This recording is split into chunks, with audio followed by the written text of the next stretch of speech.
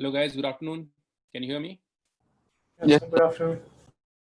Yes, today my connection, the internet connection, the Wi-Fi is not working.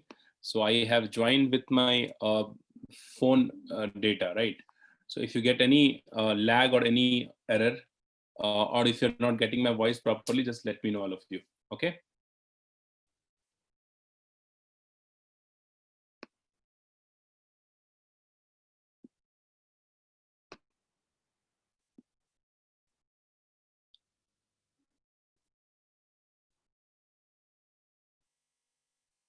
Okay. So last class we have discussed the reaction of benzene, right? Aromatic chemistry we were discussing. Only the few things left, that the insertion of group or atoms in a ring in a substituted benzene ring. That I told in the last time that we'll discuss this in the next class, and we'll continue with the carbonyl compound. Okay, so that is SnAE reaction we'll discuss. So I have already given you a table, the ortho para directing group. The table I have already given you. Okay, based on that table only you have to understand these things. Okay, so if you have written all of you can open that table. I can show you here. The table was this ortho para directing group. That information you should have. Okay, so I think, yeah, this is the table we have. So this information you should have, that which group is ortho para directing and which group is meta directing. In general, the electron donating groups activates the ring and said to be ortho para directing group. Okay, so we have seen when we have a group, say this example we have already seen, a benzene ring and OH group attached to it. If this goes under nitration reaction, we get ortho para directing product, right? OH on the top, NO2 this side, plus NO2 at para position. OH and N. Okay, this reaction we have discussed already. Now, what happens if we have two atoms or groups attached to the ring? Okay, what happens if we have two atoms or groups attached to the ring? Okay, Adrik, fine. Okay, two atoms or groups attached to the ring, correct? So, what happens? Suppose we have an example. We have, suppose, CH3 and Cl here, and then nitration takes place. Then what happens? Just few minutes will take. We'll finish this. It's not that big thing. You already know this. Only one thing you have to take care of, right?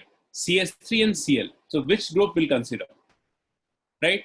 So CS3 is CS3. We have three possible cases here, right? Like you see, CS3 and Cl both belongs to the class 1. CS3 we have here electron releasing group, activating group, it is ortho para directing, and chlorine is deactivating but ortho para directing. So this group belongs to class 1. Okay. Similarly, if you have class 2, then what happens? And when we have one group from class 1 and one group from class 2, are you getting my point? Three possibilities we have. When both groups are belongs to class 1, when both groups are belongs to class 2, and when one group belongs to class 1 and other one belongs to class 2, then what happens? Okay, so let us understand this one by one. Okay, let's see this next thing. So you have to know, you should know this fact, that which group is ortho para directing and which group is meta directing, correct? So write down case 1 here.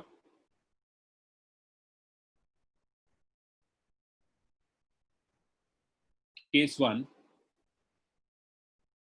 when both groups belongs to class 1.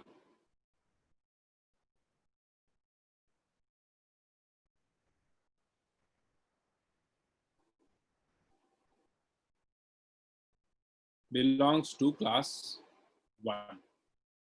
Okay, for example,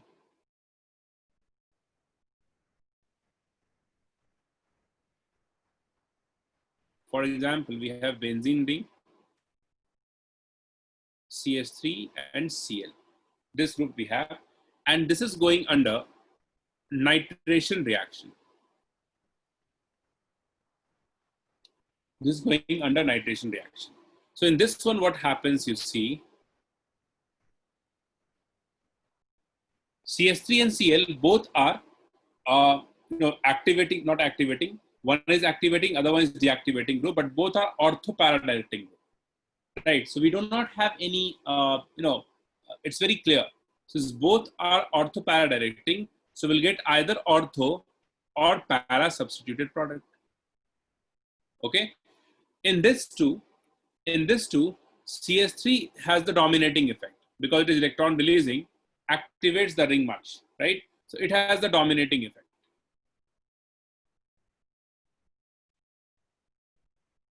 Dominating effect. Hence the NO2 which attach on this group will take ortho and para position with respect to CS3, not Cl. So one of the product is this when NO2 is at para position, and other product is this when NO2 is at ortho position.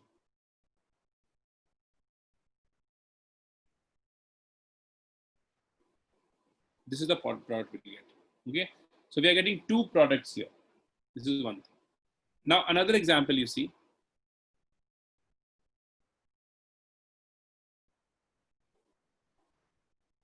If you have CS3 here and Cl here, both groups belongs to class 1. Okay, same reaction, we have nitration. Then what happens? Again the same thing. This is the dominating effect. We have CS3. So ortho and para position, the NO2 will get attached. So we get here three products basically.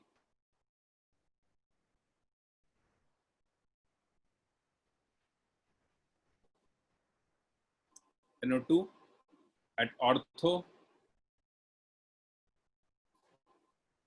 CS3, NO2, Cl. And this one is also possible here because this third one is different from the second one. Sorry, the first one. Is different from the first one because of chlorine present here. If chlorine is not there, then this one and this one are the same, right? So we have three possible products here. Another one you see. You have CS3 on the top and Cl present here at the para position. Same reaction. The product would be ortho substituted, and both position you see, both positions are equivalent. Whether you attach NO2 at this position or this position, it is same only, right? So we are getting two product, three product, and one product. Okay, this happens when both groups which is present on the ring is ortho-para directing group. Okay, how do we memorize this? The rule is to memorize this is OMP, ortho meta para 231. 231 is the number of product. Ortho gives 2, meta gives 3, para gives 1 product. Okay, that is what it means. Okay, if both activating groups, both ortho para directing group present at the ring, benzene ring, then this is the number of products we get. Ortho substituted, we'll get 2 products, right? If it is meta substituted, we'll get 3 product, right? If it is para substituted, we'll get 1 product.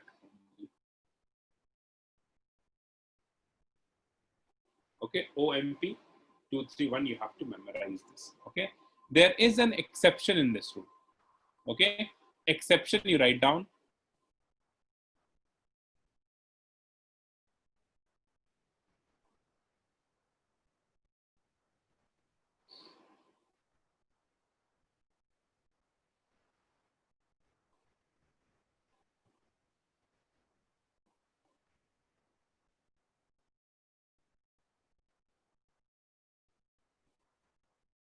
Write down when two groups are meta-directing. When two groups are meta-directing and present at meta position. When two groups are meta-directing and present at meta position, then we get only one isomer, means only one product, not three. We won't get three, but we get only one. This is an exception. Could you repeat it once more? Sorry? So could you repeat that once more? I said when two groups are meta-directing, present at meta position,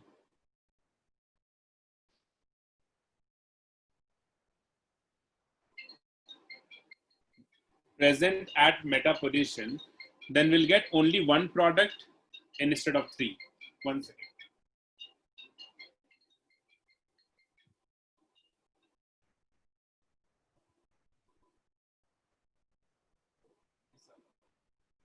Yeah, sir. In around 9 o'clock, but I'm in class.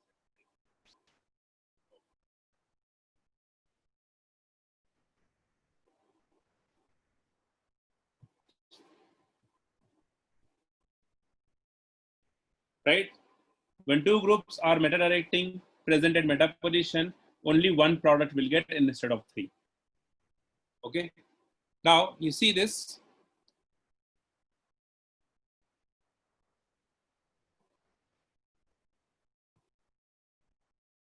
Case 2. Sir, meta with respect to what? So with respect to each other? Just a second, Ruchit. Just a second. Let me plug in the earphone. The voice is not coming.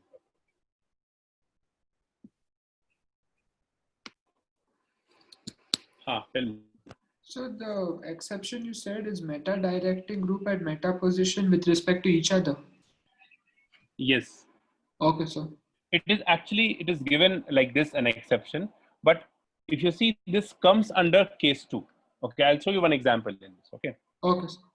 Sir, 1 second, could you go to the previous slide? I have a question.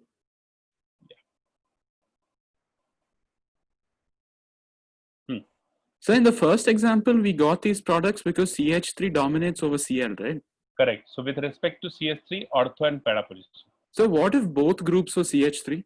Then there's no position that's like completely activated, right? If both groups are CH3, then we'll get one more product. Means all the three positions are possible. This one also, and this one also. So, but then those positions are meta for one of the CH3s, right? Yeah. So that's why we. But if you, with respect to this, you see, this becomes the meta, right? So all positions becomes equivalent in that case. This CH3, this will get the para position, right? If this is CH3, this is CH3, then this is para with respect to this. With respect to this, it is meta.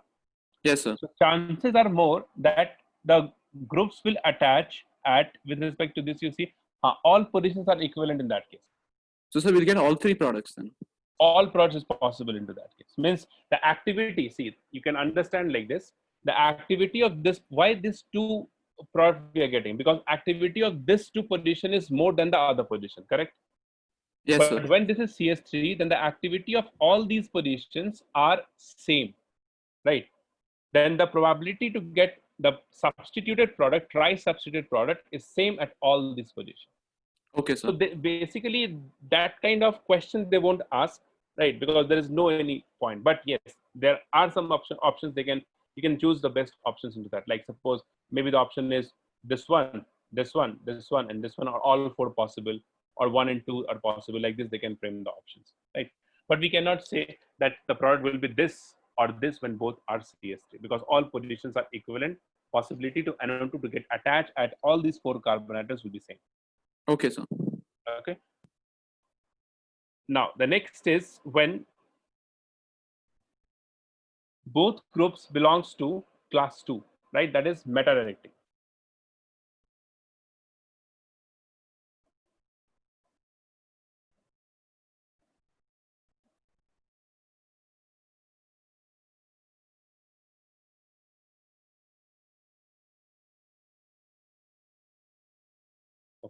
class 2, right? Metadirecting. For example, benzene ring. On the top we have Cn, and at ortho position we have CHO, and this goes under nitration. The reaction can be anything. I'm just taking one example of nitration, but it is sulfonation, halogenation, anything. Right? Then in this case, which one is dominating, Cn or CHO? How do you get this information? How do you have this information? You can have this information with this data.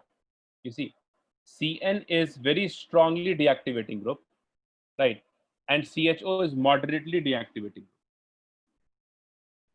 Correct? So in this case, we'll get the meta substituted product with respect to Cn because it dominates CHO. Correct? So the answer here is the meta position of Cn, not CH. Meta position of this. And the answer would be, we have Cn on the top, CHO here, and NO2 at the meta position. Okay. And one more product is possible here. These are isomers actually. Cn, CHO, the position is fixed, NO2 this side. But if CHO is not there, both are the same molecule then, right? Then only one product is. Okay, what happens if the First one, CHO... won't it be like really unstable? Because NO2 and CHO are both pretty big groups, so shouldn't that just not form? I got your point. See, actually, the stability thing we don't consider always. Okay, I have already given you the reactions of ring, right? Benzene ring. Chlorination takes place and all, right? So benzene ring aromaticity has been lost in that particular reaction. Correct. So obviously, the molecule that you are getting there, it is not that stable as the reactant was. Correct. But since the reaction is given, so you have to write down the product. You have to consider the reaction is taking place and the product forming this. So why would it just form the second one? The first one looks much worse than the second product. This one you're talking about? Yes, sir. This is, the possibility is this. Point is that this position is also activated and this position is also activated for the reaction. So where this electrophile, that is NO2 plus, it has the possibility that it will attack at this position and this can also attack at this position. Hence we get the mixture of two. We do not have any control on this reaction. Right, both positions are activated. That's why NO2 electrophile will attack on both positions. Hence we get the two products. It's not like this is forming and then this is coming out and attaching onto this point. It's not like that. Yes, sir. Okay. And the stability thing we don't consider always, because if the reaction is given, then we have to consider the product that is forming. You can say the reactant is more stable, then the rate of the reaction is very slow. That we can say. Okay.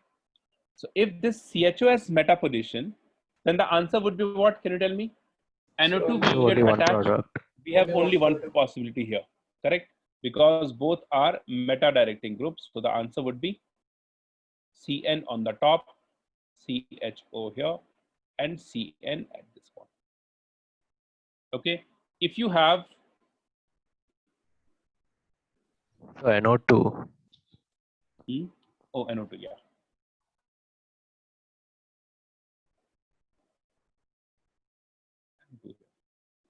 So this is the exception, right? This Like was the point actually. Yeah, that's what. So it is written in the book that it is an exception, but if the both groups belongs to class 2 category, then we should consider this here only. There's no any point, sense of, right now those exceptions over there. But since it is written in most of the book, I have seen they have written like this, the exception I've given you, but you can consider that point under this particular reaction, the same thing.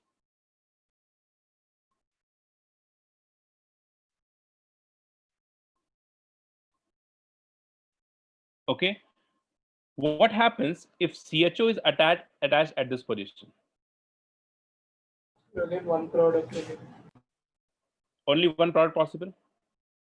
Sometimes they ask you the number of product possible in this kind of reaction, like CHO is here and it goes under nitration. So The only product possible is this.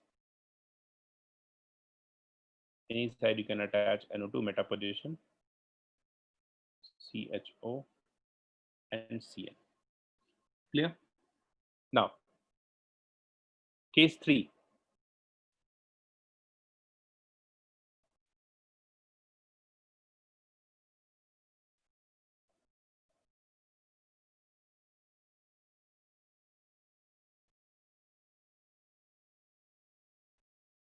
When both groups are of class 1 and class 2. Okay, for example, we have CH3 on the top and NO2 at this position, and this, suppose I am considering chlorination, Cl2. Okay, so in this case, what happens? The group which belongs to the class 1, right, that is activating category, because basically you can understand one thing, the activating groups generally dominates the deactivating group, because obviously logically also you can think that if one group is activating, so that will activates the ring for the reaction, correct? So hence we say also in general that the rate of the reaction when any activating group is present on the ring is more than the rate when the group is a deactivating group. That's why here one simple line you can understand that we consider the reaction with respect to the activating group which is present on the ring. So activating group is what? It is ortho and para-directing, right? So we'll get two isomer here, one chlorine attached at ortho position and other one attached at the para position.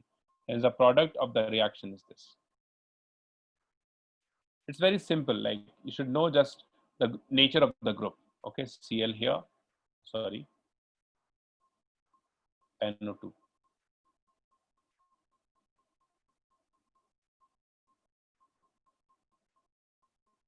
CH3,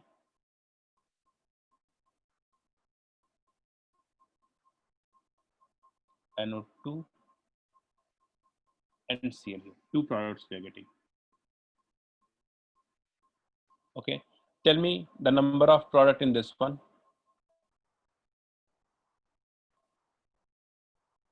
CH3, NO2 and chlorination. So three, sir. And in this one, CH3, So only one. One. only one we get, right? So the answer is, here we get three products, CH3, Cl, NO2, CH3,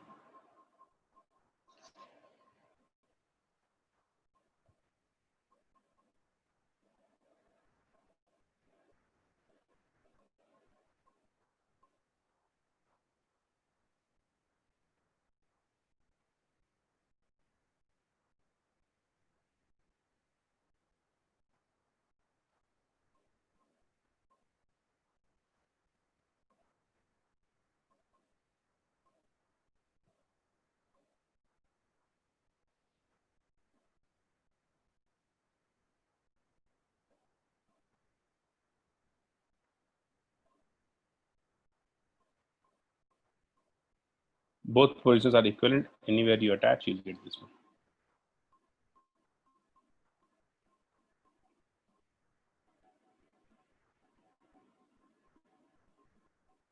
Done? So could you show that table for a minute?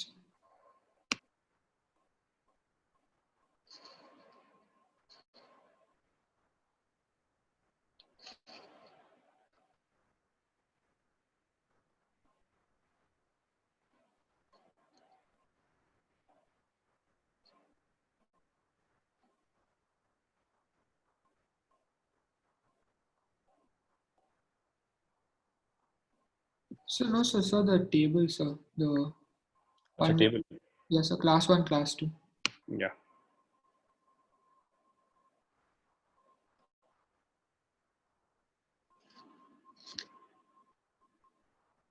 Done, sir. Thank you, sir. Okay. Fine. So this is it. When we have two groups, then how do we get the product? Just the basic reaction you know, nitration, sulfonation, halogenation, right? Electrophile you should know, and the directive influence of the group which is attached on the ring that you should know. According to that, you can write down the product. Okay. So this is it for aromatic chemistry. Okay, so we have done all these reactions.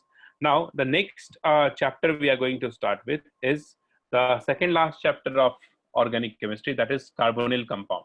After this chapter, we are left with amines. Okay, that is nitrogen containing compound. So write down the heading, the next chapter.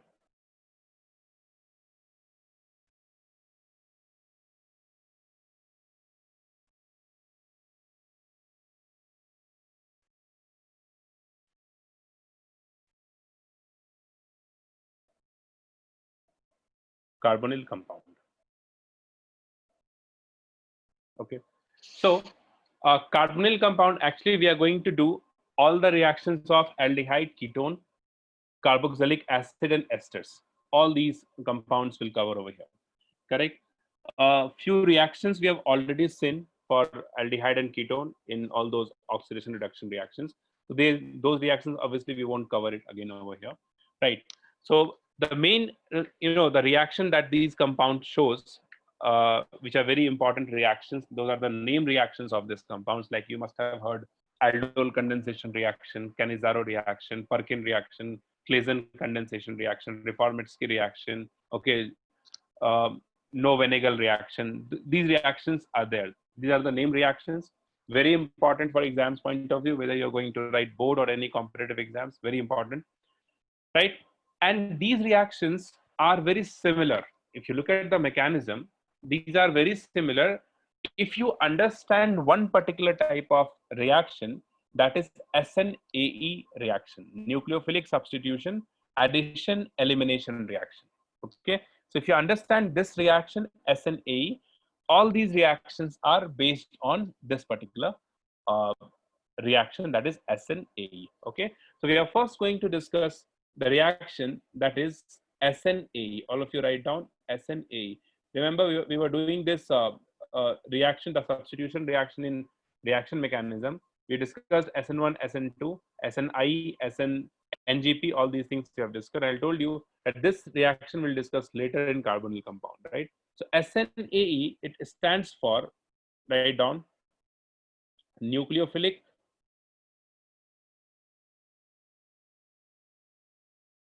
substitution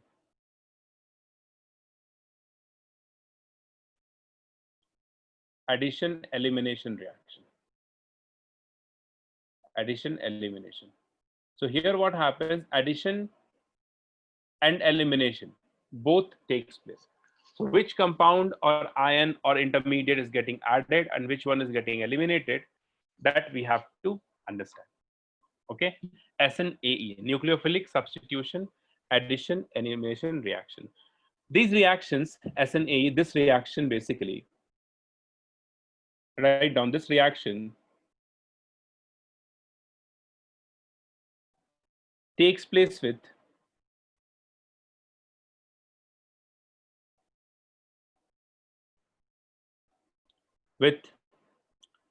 we can say carbonyl compound or acid and its derivative.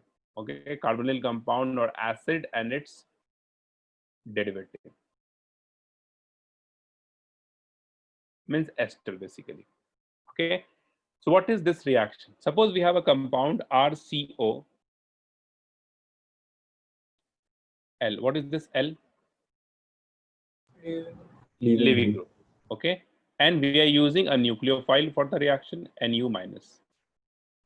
The product here is RC double bond O Nu L minus. You see, addition of nucleophile and elimination of leaving group. That is why it is addition elimination. Okay. Overall, the reaction is this. Now, this reaction is possible in both acidic and basic medium. Okay, so both mechanism will discuss how this reaction goes in basic medium and how it goes in acidic medium. So the first one you write down, basic medium.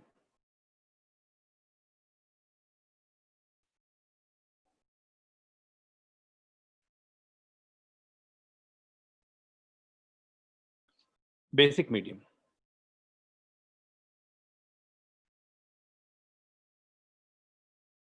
RC double bond O L,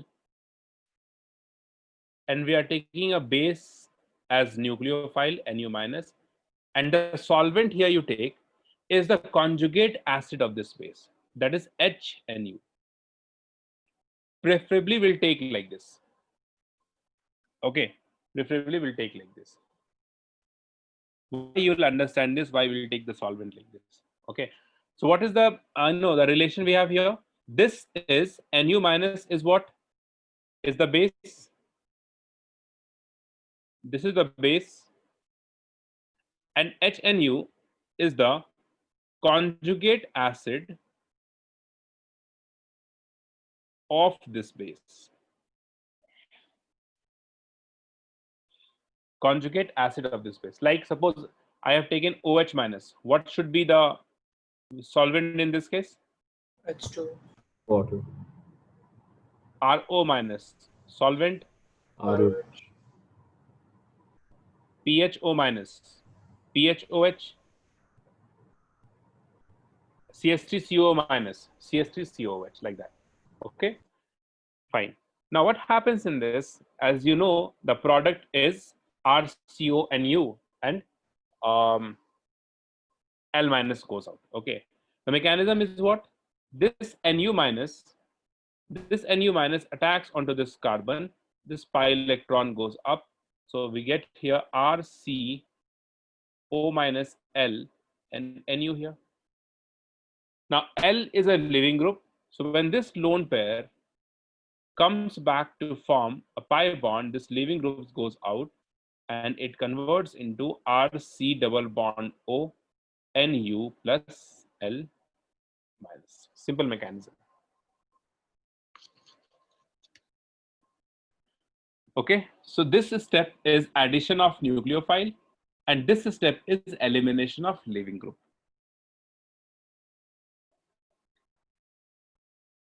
Hence it is addition elimination. Copied?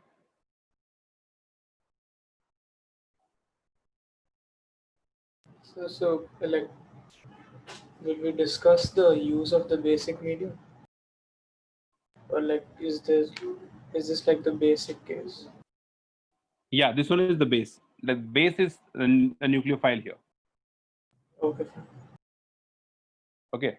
Now, why we are using the conjugate base here? Because we want to get this particular product, RCONU. Like suppose if I take one specific example, then probably you'll get it better, in a better way. Suppose I'll take this example. All of you have written this, no? Okay. So the question is this: CH3 C double bond O Cl. Cl is a leaving group, and the base is OH minus as a nucleophile, and the solvent should be H2O here. It goes under SnAE reaction, and the product, if I write down directly, it is CH3 C double bond O OH and HCl. I'll write down H plus and Cl minus forms HCl.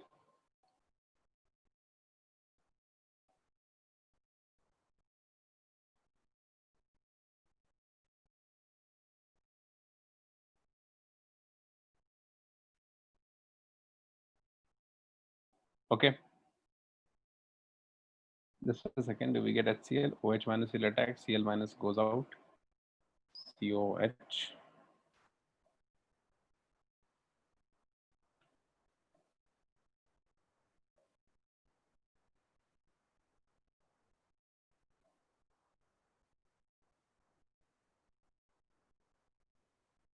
Okay. Next, what happens here? One thing you have to understand, this is the reaction, correct? But since the medium is basic here, then we won't get acid as the final product. Okay, till here it's fine. But after this, the reaction further proceeds and the basic medium OH minus takes this acidic hydrogen from this carboxylic acid. And this converts into CH3, C double bond O, O minus plus H2. Here you don't write HCl, we'll have here Cl minus because H2 is forming. So we'll have here Cl minus, not HCl. Okay, so one thing here you must understand that in basic medium, you never get carboxylic acid as the final product. Okay, this you must write it down. In basic medium,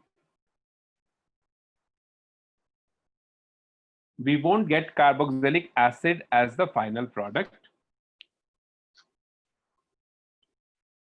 but we get a salt of it. Salt means suppose NaOH base, suppose you are taking, then it will be CH3CONA. Right? We get salt, we won't get acid here. Done? Understood?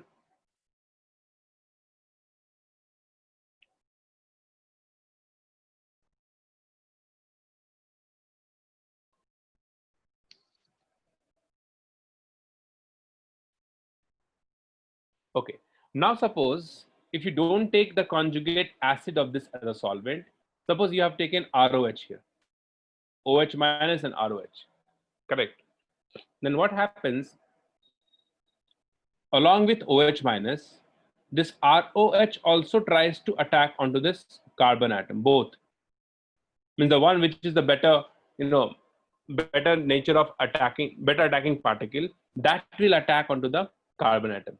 Usually the solvent is present in more, the concentration of solvent is more there, then solvent mainly attacks onto the carbonyl carbon. And then finally it converts into what? It converts into COOR, ester, right? But if you want to obtain an acid, you have to take the conjugate base of it, conjugate acid of it. Ester, if you want to form, you take RO minus and ROH.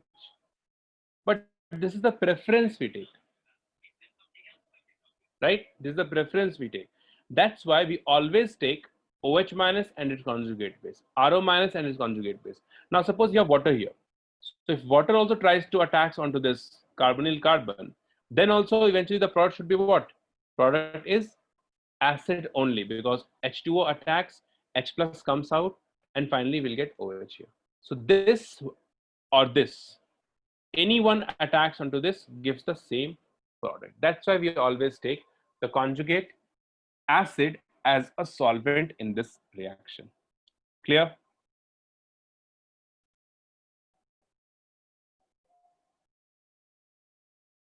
No doubt? No, sir. Okay. Okay. Write down the product in this reaction.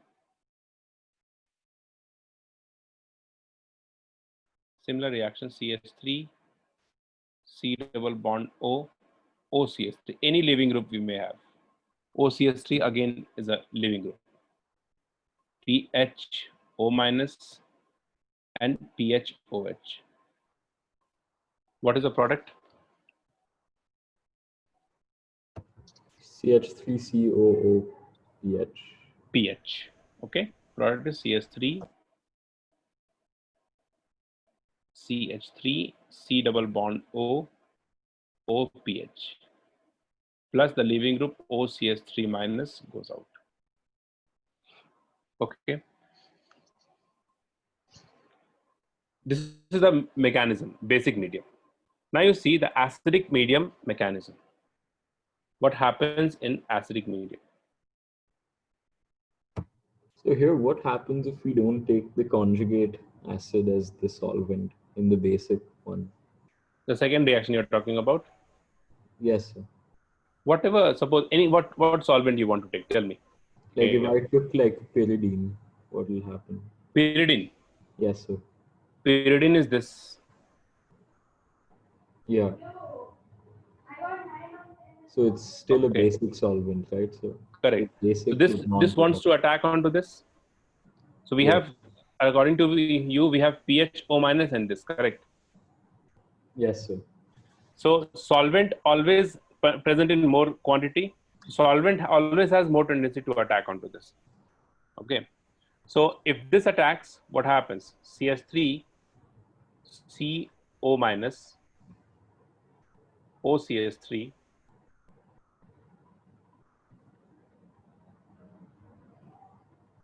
positive charge, correct? Yeah. Now, when this comes back to form a pi bond here, then the leaving group goes out. Nitrogen having a positive charge here is not at all stable. This is not stable in this bonding state. So when it comes back, this takes this electron pair and goes out. So eventually, you won't have any net reaction in this. Okay, sir. So like it'll form the same thing, right? So like Yeah, that's why we do not have any net reaction. No effective changes.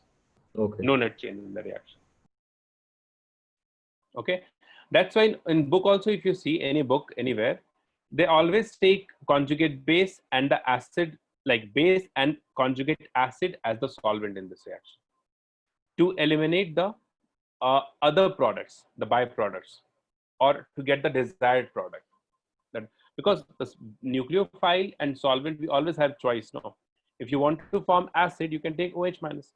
If you want to form ester, you can take OR minus, right? So we have a choice over there. That's why we do like this. Anyways, acidic medium, what happens, you see, CH3, C double bond OCl, the product of the reaction is exactly same, okay? But the mechanism, or you can say the path, is different over here. Medium is as acidic, so we take H plus and the solvent as HNU. Okay, conjugate acid base pair we have here. Product would be CH3, C double bond O, Nu, and leaving group L minus goes out. Okay, how the reaction goes, you see, the acidic medium H plus, this H plus protonates the oxygen, the carbonyl oxygen. This takes this H plus and it converts into CH3, C double bond O, H positive charge, and L. Okay. Further, this electron pair shift onto this oxygen and this converts into CH3, COH, Cl, and positive charge on this carbon atom. Okay. Next step, we have the solvent, that is HNU. So it has lone pair on it. This lone pair attacks onto this carbon atom. And when it attacks onto this carbon atom, right,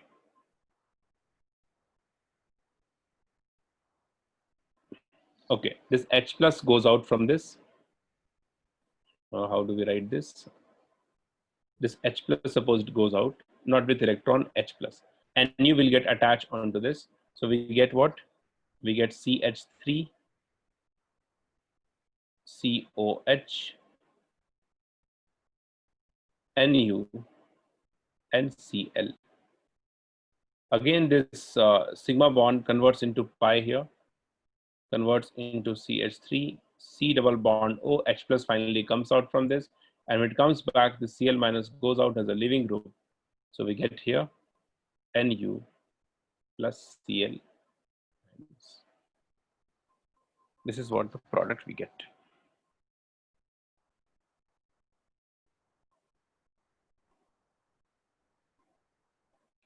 So first of all, oxygen protonates.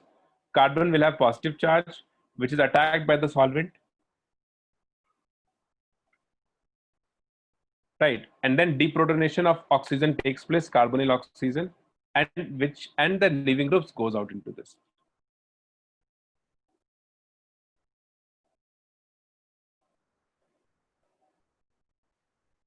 So in acidic medium, you can easily write down the product. Okay. Like how you see this, we have HNU, correct? So write down like this, NuH. HNU means what? You can have HOH, you can have HOR, you can have HOPH, anything. Okay. So this is NU here. All these are NU, OH, OR, PH, OPH. So how to write down the product? You just break this bond, C and L leaving group, and this bond you break like this. The less electronegative element, that is carbon here in this bond, and less electronegative element here is hydrogen. Nu is more electronegative, you see, OH, OR, OPH, all these are more electronegative elements. So less electronegative elements goes with more, and more electronegative elements goes with less. So CNU, LH you'll get here.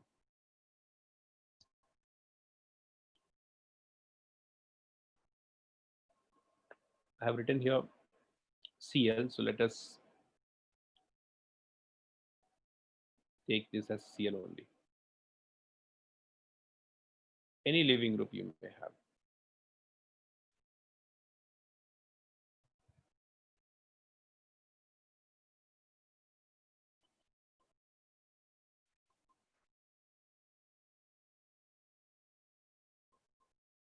Got it?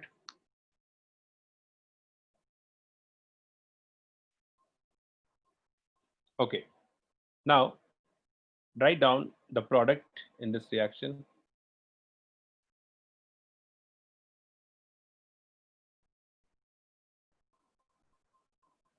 No, because of OH, there is resonance. Advik. OH will have lone pair, na? So lone pair and this vacant P on carbon. So we have resonance. So that is resonance stabilized.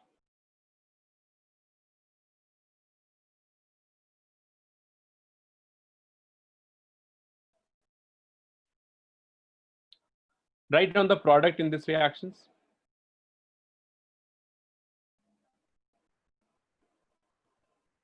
C double bond OCl.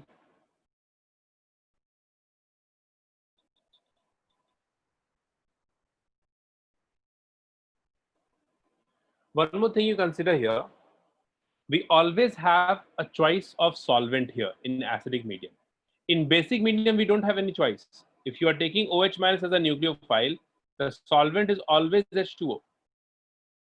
RO minus, the solvent is always an alcohol, ROH. But with H plus, whatever you want, you can take. You can take PHOH, right? You can take ROH, you can take H2O, HOH, right? You can take another thing like CS3COH, anything you can take. So depending upon the product that you have to form, accordingly we can choose this solvent, any one of these solvents. NH3 also, if you want, you can take. NHR you can take. Okay, any solvent you can take over here. Did you get it? The difference between the acid and basic medium? In acidic medium, we have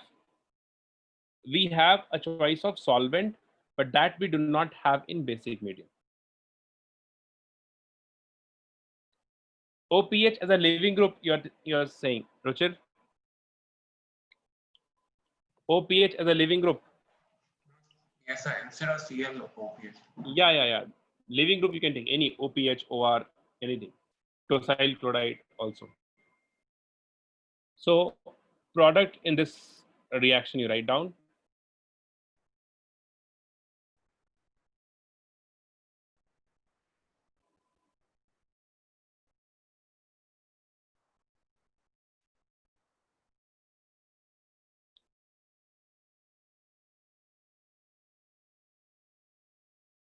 H plus H2O.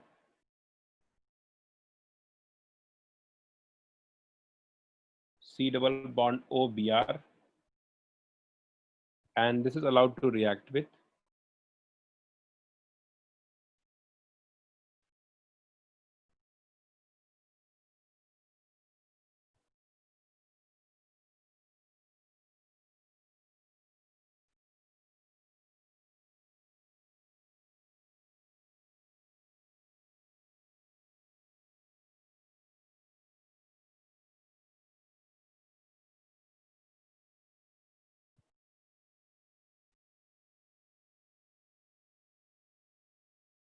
Okay. So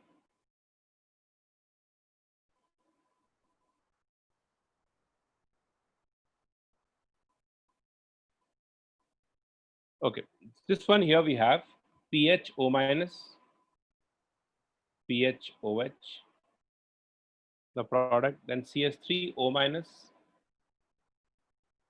CS3OH, the product, CS3COO minus, CS3COOH, the product. Even if they write CS3CONA, then also you can consider the same thing, because salt exists in the form of ions, RNH2, RNHR, NH3. Product in all these reactions.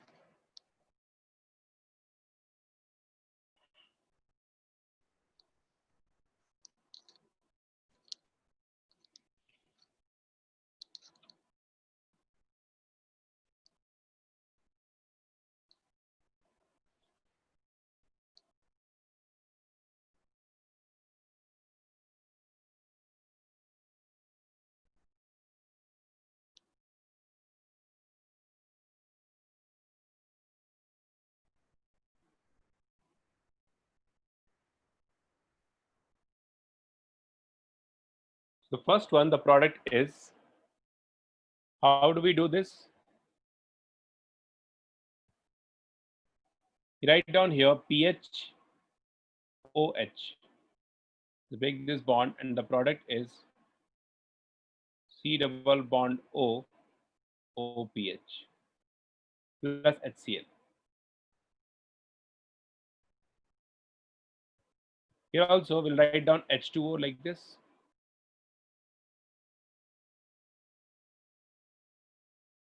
CH3COOH plus ETOH.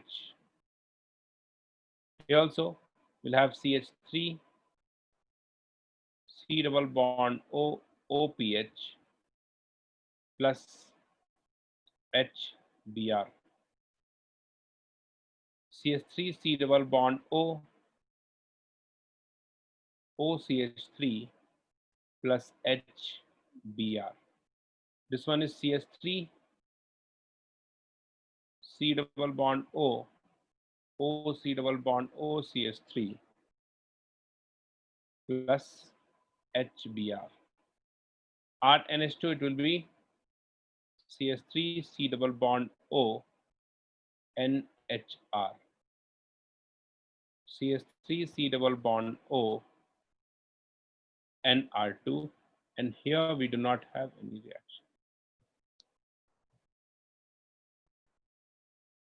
Oh, sorry. This should be NR3, not NH3. If it is NH3, it would be NH2, RNH2. I meant here NR3.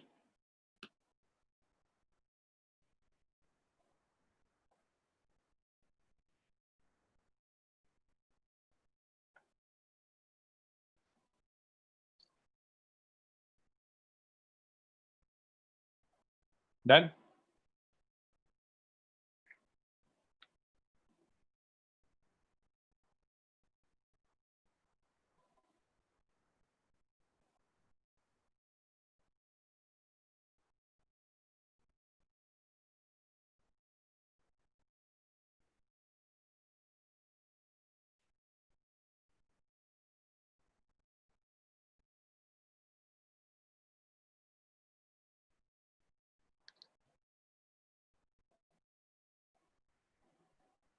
Let me know once you're done.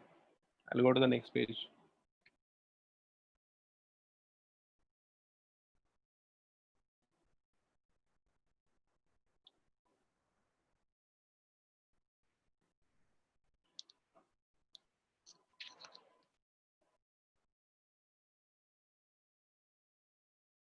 Okay, now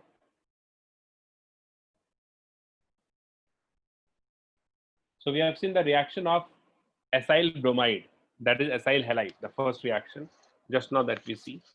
This reaction, you see, Like I said, you can have any leaving group.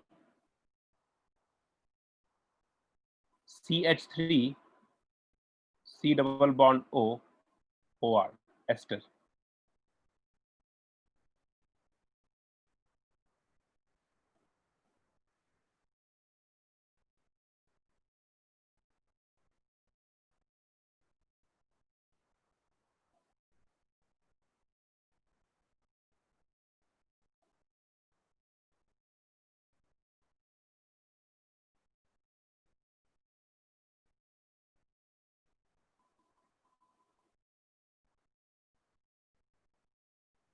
Reaction with CH3O minus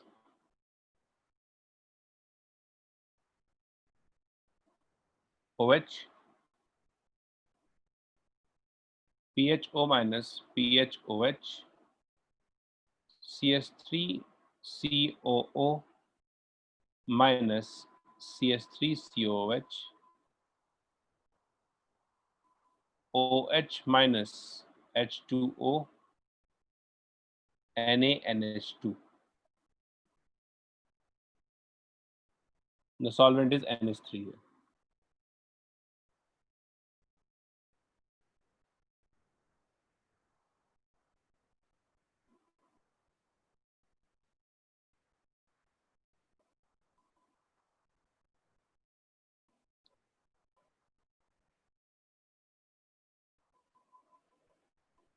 Product here is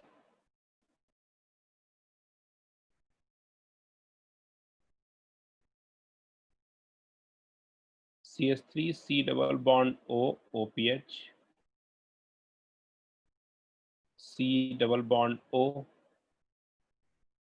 C double bond OCH3. This is CH3 C double bond OOH. This is CH3 C double bond O NH2. Is this the product we have?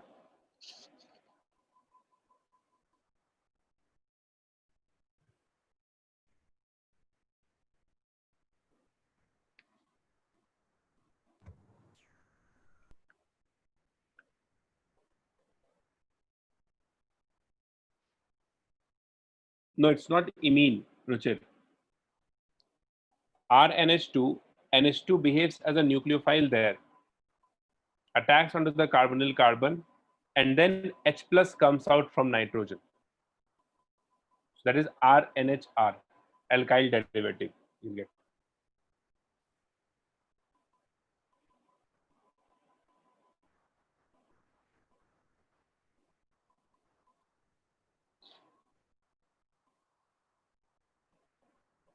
Done, all of you?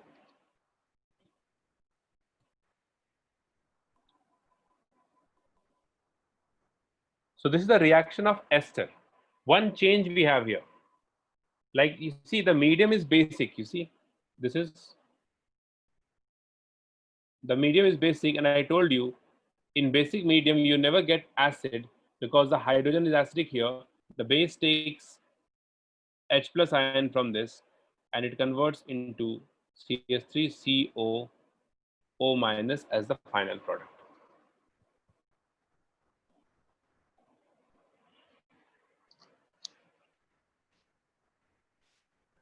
Okay, so this is the reaction of ester. Similarly, we can have reaction of anhydride also.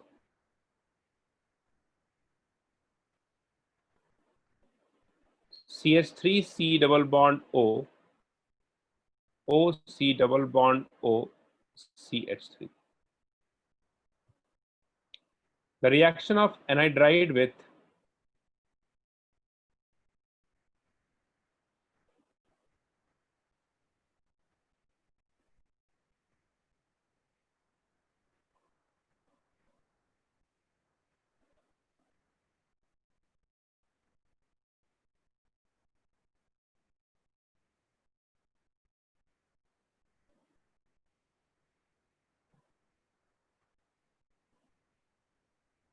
OH minus H2O,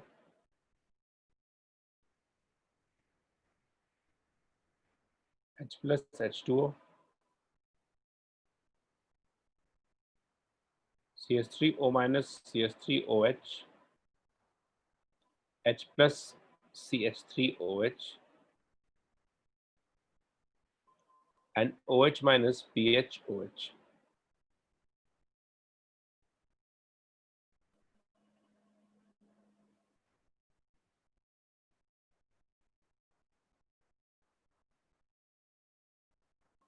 Product in all these reactions.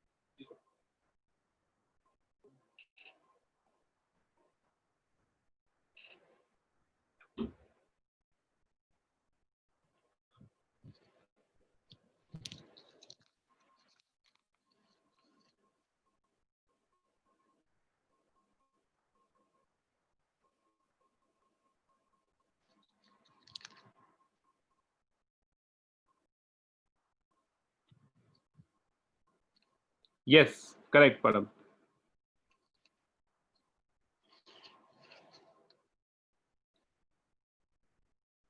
Acha, first and second. First and second, no, first and second are not same. You are missing the last step, Param.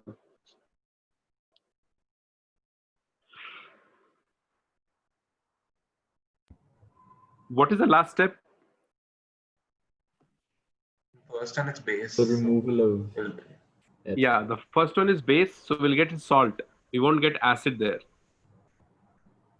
Oh, okay, sir. Yeah. Okay. So Okay. the leaving group is what here?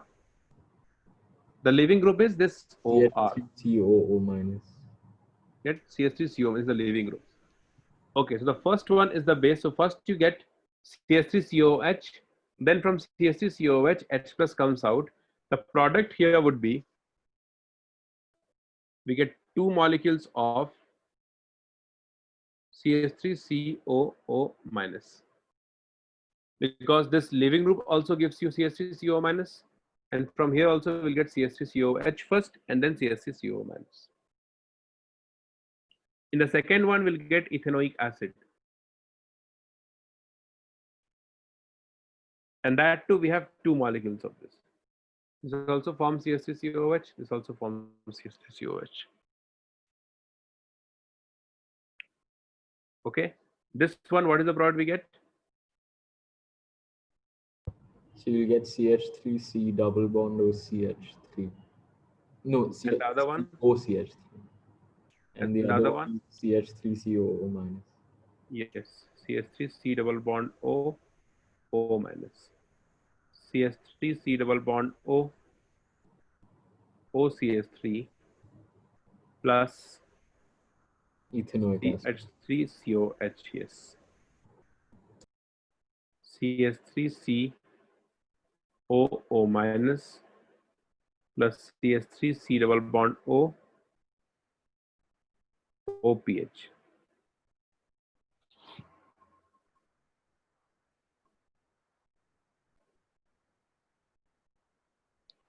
Correct.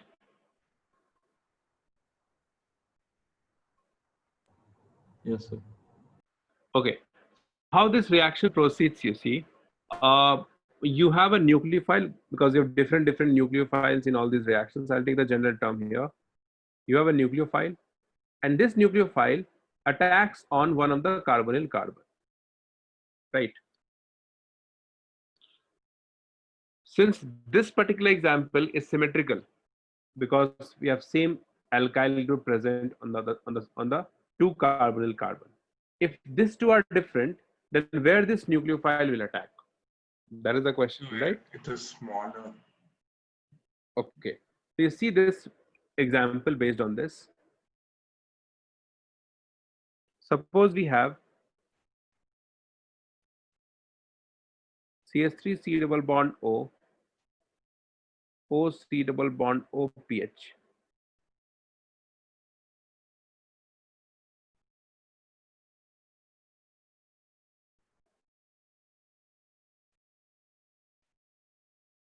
Tell me the product here.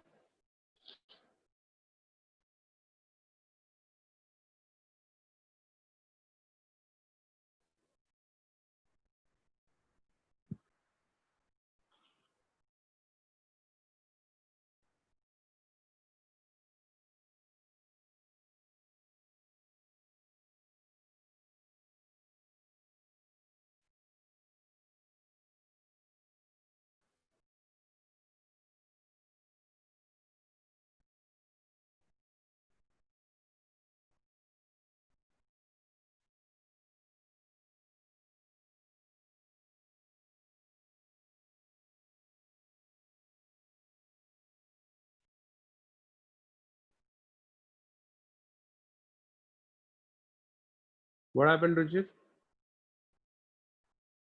So we can see the controls and the chat box. Which one? This. Your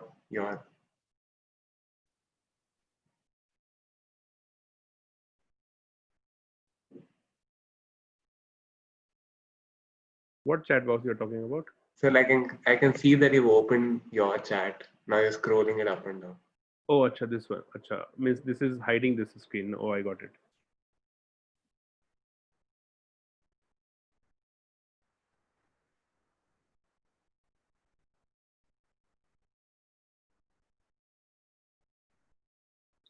Okay, so what is the answer in this one?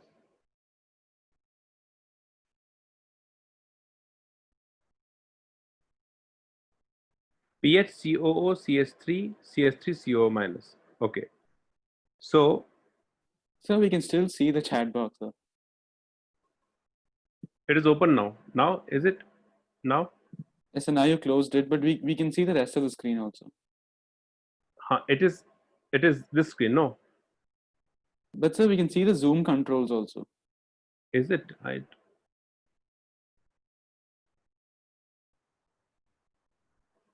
Just a second.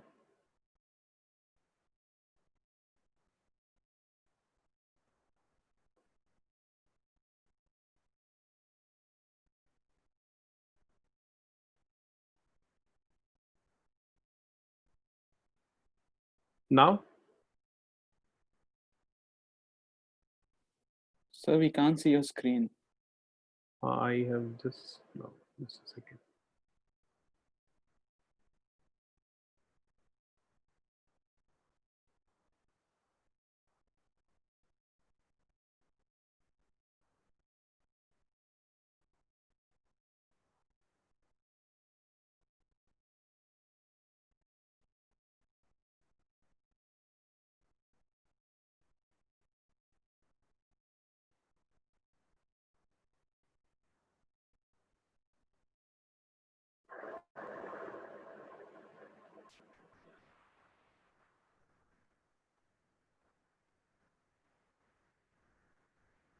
Tell me, you can see the screen now? Yes, sir. Yes, sir. Okay. So tell me what happened. This nucleophile CS3O minus, this will attack on this carbon or this carbon.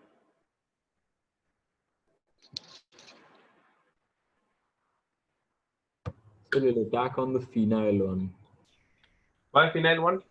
So because phenyl is sp2 hybridized, so it takes away some electrons. It has like a kind of minus I effect. Okay. And CS3 has plus H plus I, you can say, Yes, correct? sir. Yeah. But the thing is, this positive charge is in resonance with the ring, no? So this carbon, the positive here is relatively more stable, or we can say it is less available because of resonance. Right. So this nucleophile attacks onto this carbon. The positive charge, which is less stable here. This attacks onto this, and this goes up first. When it comes back, this goes out as a leaving group. So the product of this reaction is we have CH3, C double bond O, OCH3 plus PH C double bond O, O minus.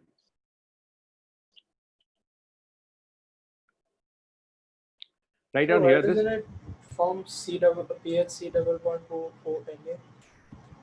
PHC double bond O. O Na, like the Na is still We'll there. have, you can write that. We just write this to stabilize, to neutralize it. That is it. Oh, That's the same thing. So this positive charge you write down here. It is resonance stabilized.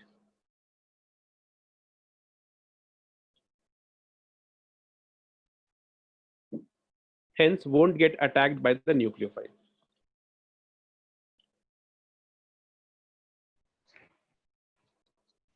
Resonance stabilized and hence won't get attacked by the nucleophile. Correct? So we need to check the stability of that charge. If it is more stable, the reaction is not possible there, right? Now you see this, the same concept, one more reaction you see.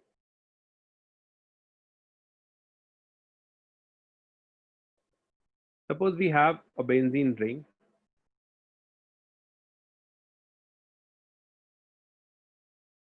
NO2.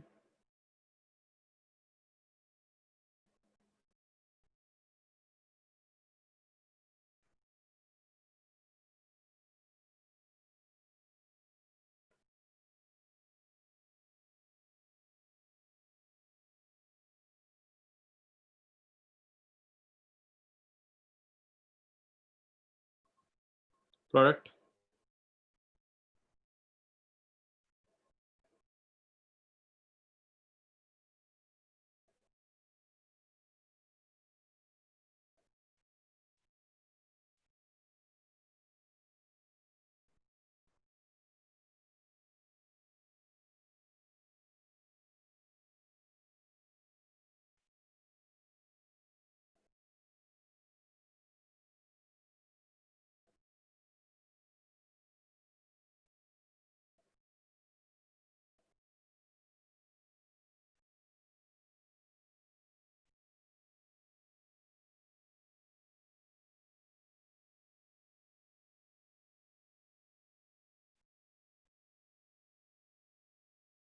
See, here what happens. We have this positive charge and this positive charge. This group is minus M group with respect to this position because it is para with respect to this. With respect to this, it is meta. So here we have minus I, here we have minus M. Because of minus M, here the positive charge density is more. Hence, the attack of this nucleophile on this carbon takes place. More positive charge density, less stable. Answer is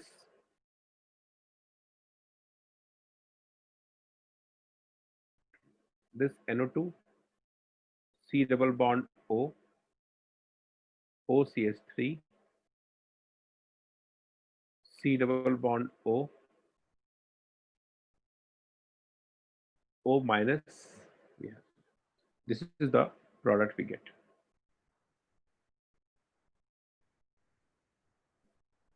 Okay. Write down one note here.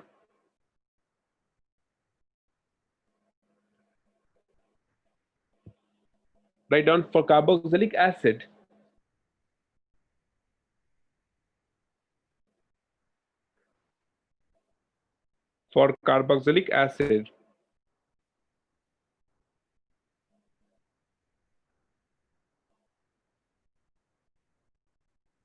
For carboxylic acid, SnAE reaction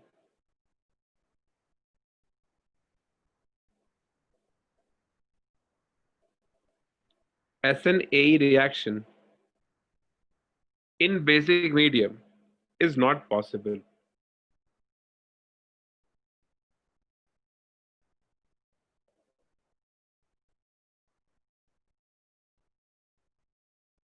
But it goes under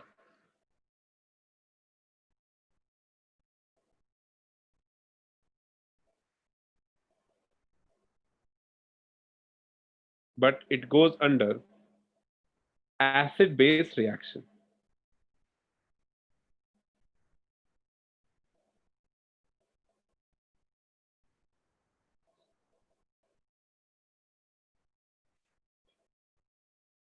Goes under acid-base reaction. For example, you see, if you have an acid R C double bond OOH, and if this is allowed to react with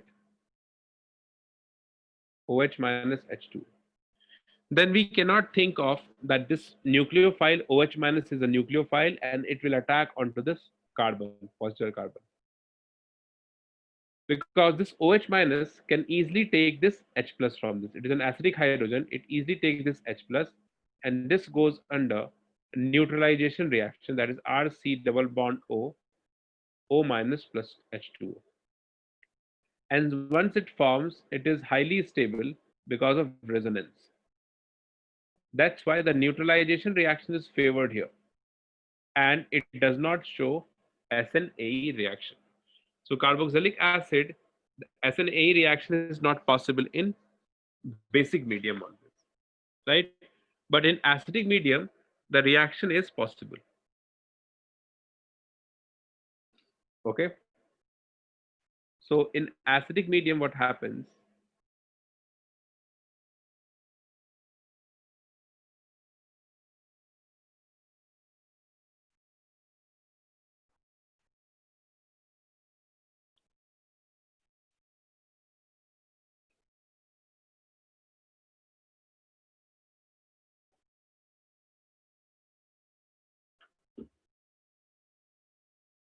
H plus with CS3OH. H plus protonates this.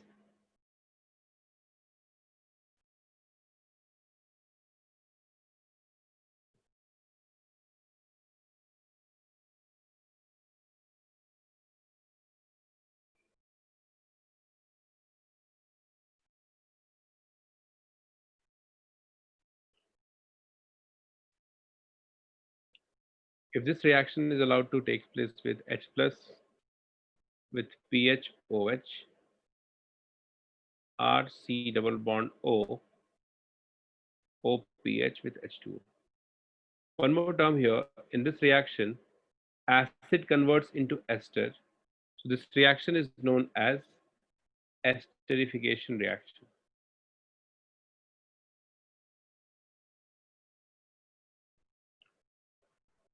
So this esterification reaction takes place in always acidic medium.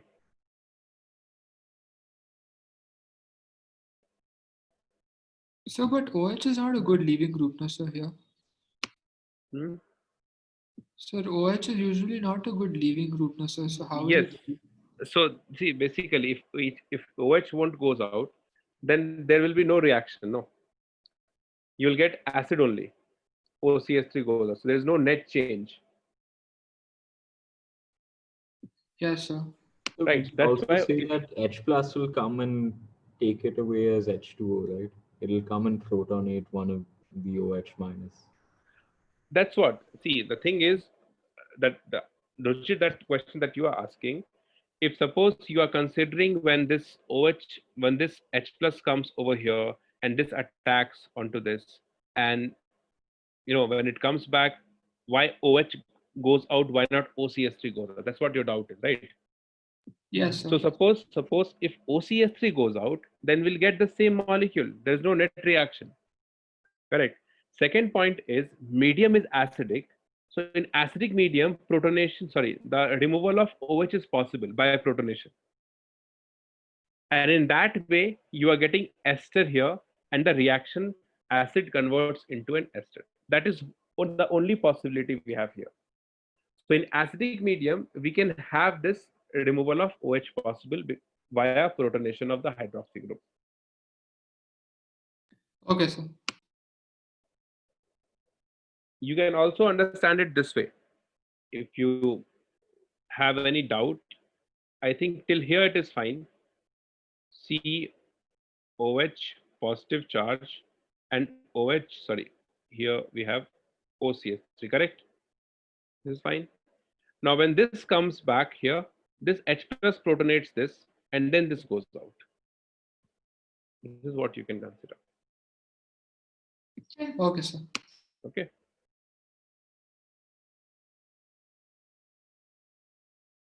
So this reaction is esterification reaction. Acid converts into ester. only possible in acidic medium. Suppose we have 2 acid in acidic medium, then it converts into anhydride. I'm just giving you this question, okay, but these are concepts we are discussing in the form of questions. Suppose we have 2 acid, RC double bond OOH plus HOC double bond O are in acidic medium. In acidic medium, this converts into an ester, which is RC double bond O, OC double bond OR plus H2.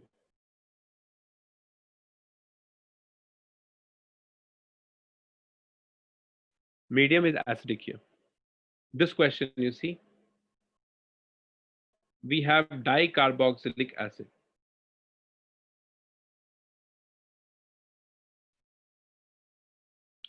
Dicarboxylic acid, and we are just heating it.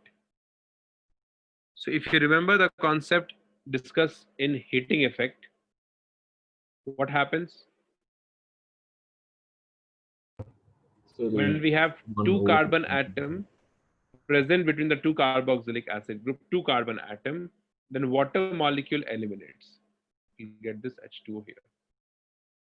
If you have 0 or 1 carbon atom, then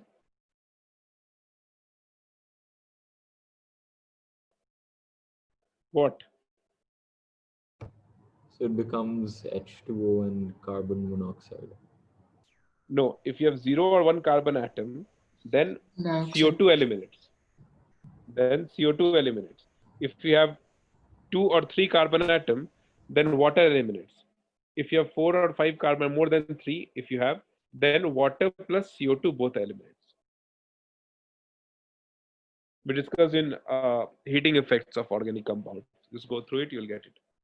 Okay, so this is heating If effect. you just do that again, the CO2 one, how that works. Yes.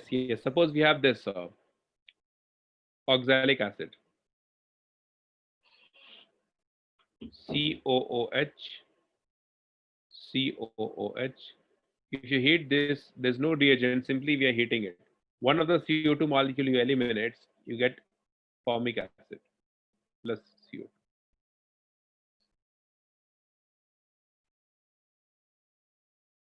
If you have this,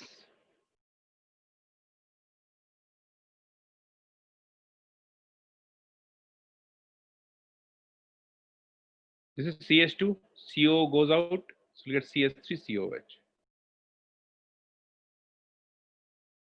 Have done this in the class.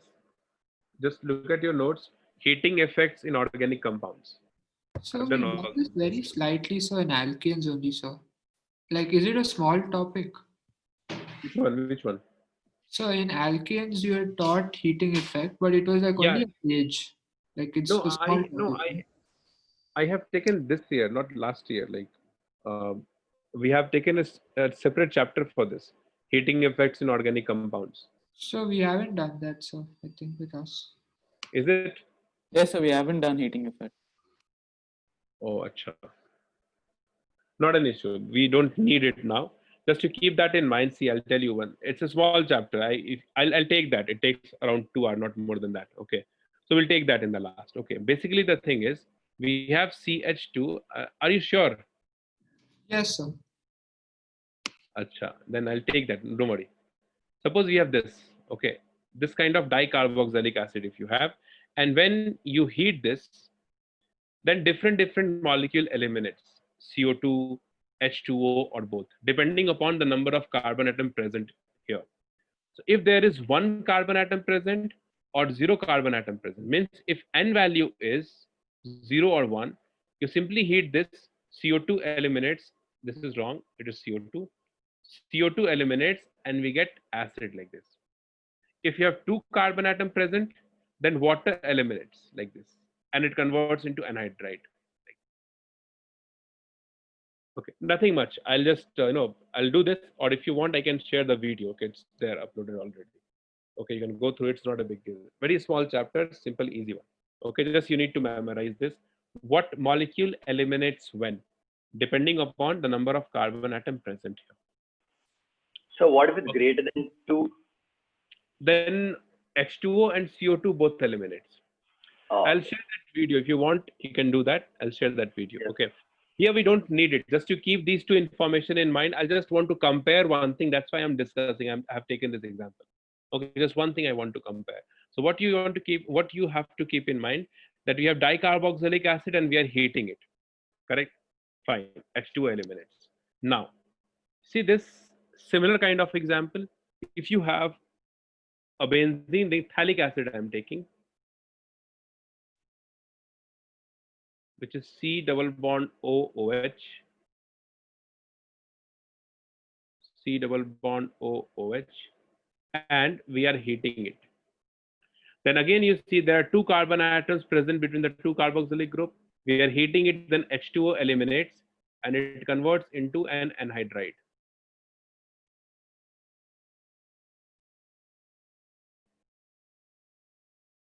Plus H2O.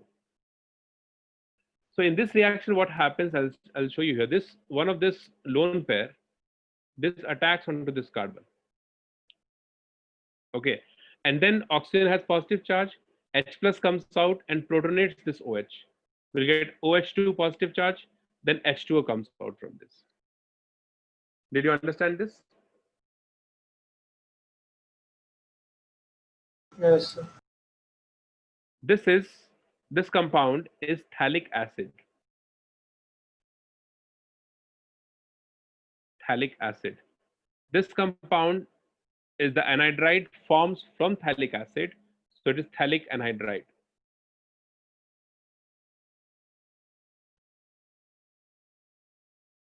By removal of water. Okay.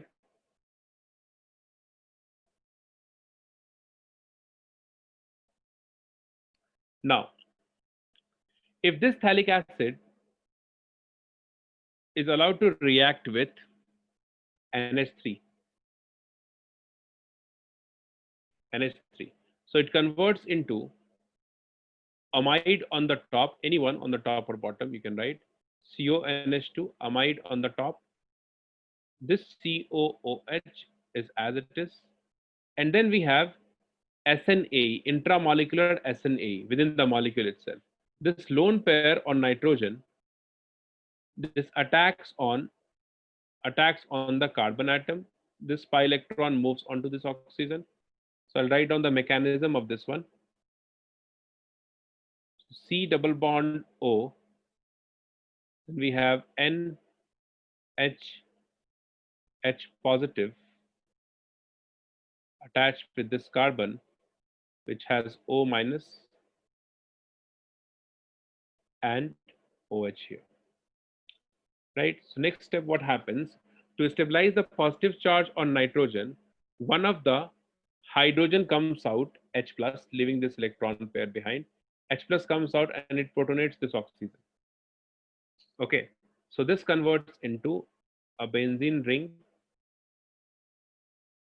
C double bond O N, C O minus, OH2 positive, attached with this carbon and nitrogen here.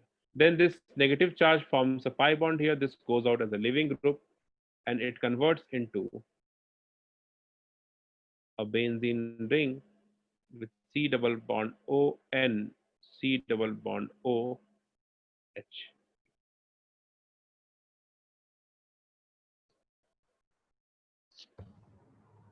So over here, why does only NH2 give the lone pair? Like, why can't ammonia get eliminated and then anhydride be formed?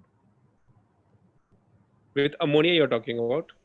Yes, so like if oxygen gives the lone pair to that carbon, then it'll donate one H plus and then ammonia can get eliminated and then it'll form anhydride. Why can't it do that? Oh, you're talking about this oxygen. Yes, sir. This oxygen, right? So Yes. that is also possible, but that would be the minor product. Forms in very less amount, we won't consider that. Why? So Because is nitrogen better at donating the electron pair? that is what the thing is. We cannot eliminate the possibility of this lone pair to take part in the reaction, right? Yeah. So that's why I said that that product forms when this oxygen donates its lone pair is very less. Why? Because the electron donating capacity of oxygen is lesser than to that of nitrogen. That's why we are considering only nitrogen. Fine, sir. Okay. Okay. So this is the reaction we have. We get CONH2. NH here, which is attached both sides on this. Okay. So this is happens when we have ammonia. When you heat with this with ammonia, this acid here. Now, the difference here is what? One more thing, that this reaction, this compound, we call it as phthalimide. THALIMIDE, phthalimide. Phthalimide, phthalic anhydride, phthalic acid. Okay. Now, in all these reactions, you see, we are not using any solvent, right? Solvent we are not using here, correct? And hence it is a heating effect. Here we are using NH3, so it forms intramolecular SnAE here. It is intramolecular SnAE, right? Similarly, if you have this reaction, suppose a benzene ring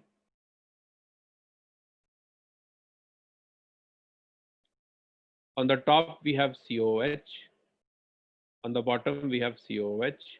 So we have 4 carbon atoms in between.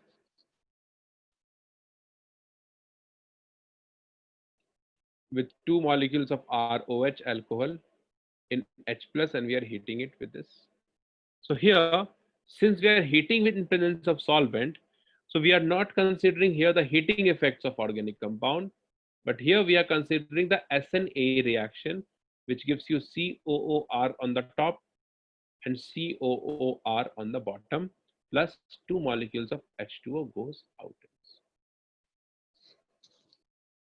So the point I'm trying to make here, that if solvent is mentioned, alcohol, ROH, then heating effects we won't consider. But we consider SnAE here, like the other reactions we have. Write down this point.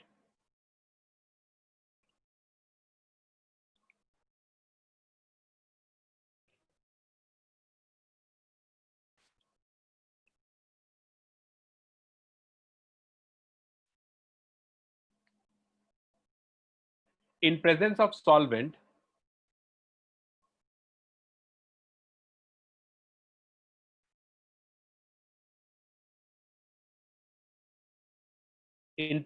solvent, we do not consider heating effect.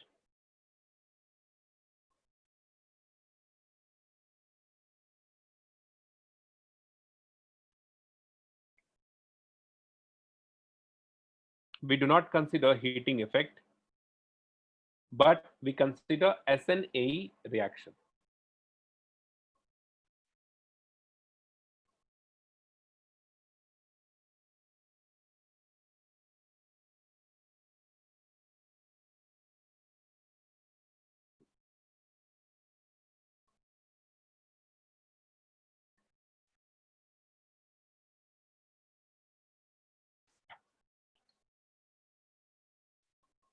Okay. Now one more type of reaction, one more compound here, which gives similar kind of reaction, that is SnAE type, that is benzene sulfonyl chloride. Okay, write down benzene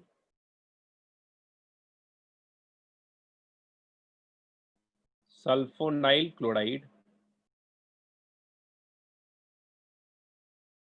also gives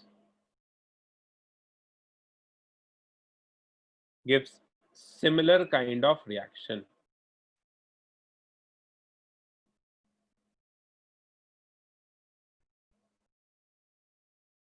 Similar kind of reaction. What is benzene sulfonyl chloride? It is PH S double bond O Cl. This compound we also call it as Hinsberg reagent.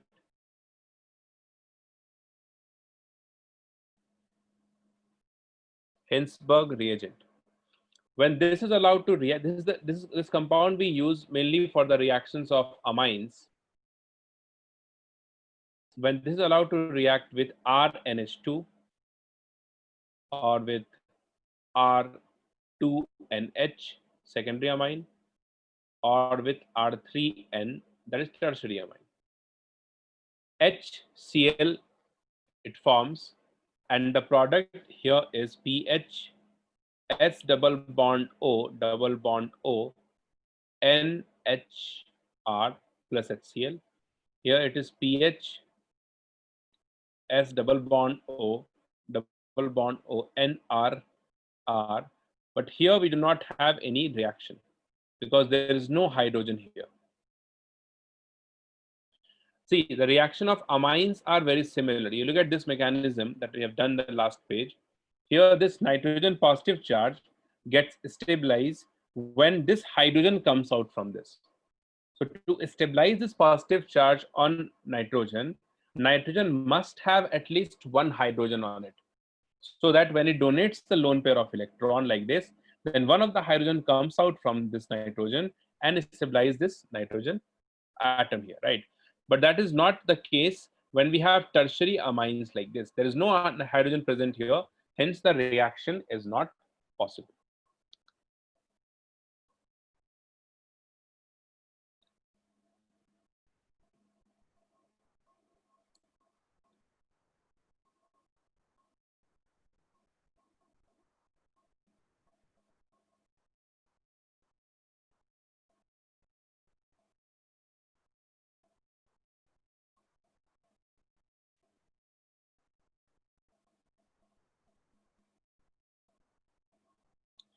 Rujir, I didn't get you. Sir, I was asking for that anhydride, sir. If we have like an ethyl and methyl group. Where? Which one? This anhydride. Previous one. Yes, sir, it was long back. Should I go back? Yes, sir. So one slide before, I think.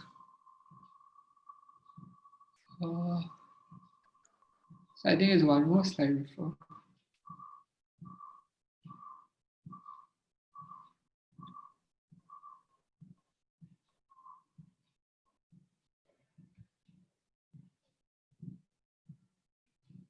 One more. Yes, sir.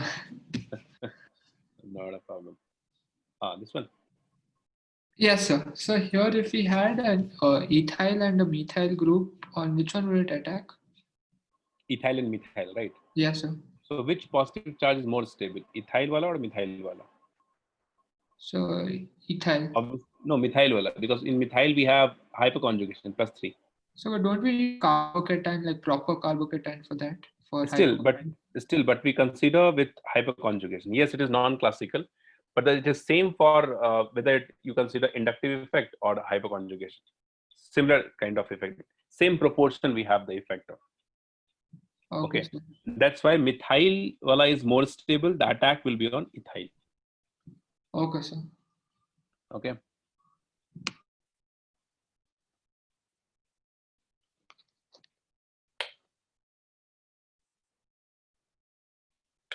Okay.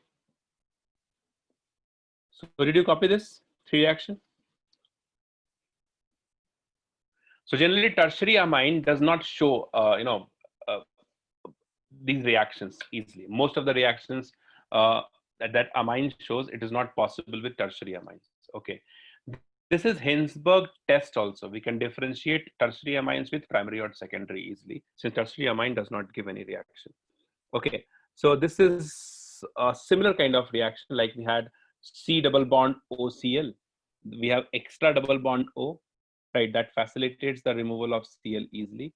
So this group S double bond O, you can compare this as C double bond O and consider the similar reaction here. That's the one point. Okay, not very important, but yes, you can understand it easily because it's the same reaction.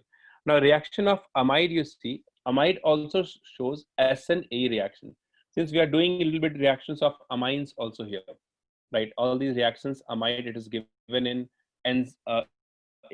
amines chapter. Yeah, I know. I don't know what happened. I did not do anything, but still you can see the stats. Okay, so I can't do anything. It's not getting removed. So let it be, just ignored. That's why I'm keeping it minimized always. Okay, so okay, ignore this one. So the thing is, the reaction of amide, you write down the reaction of amide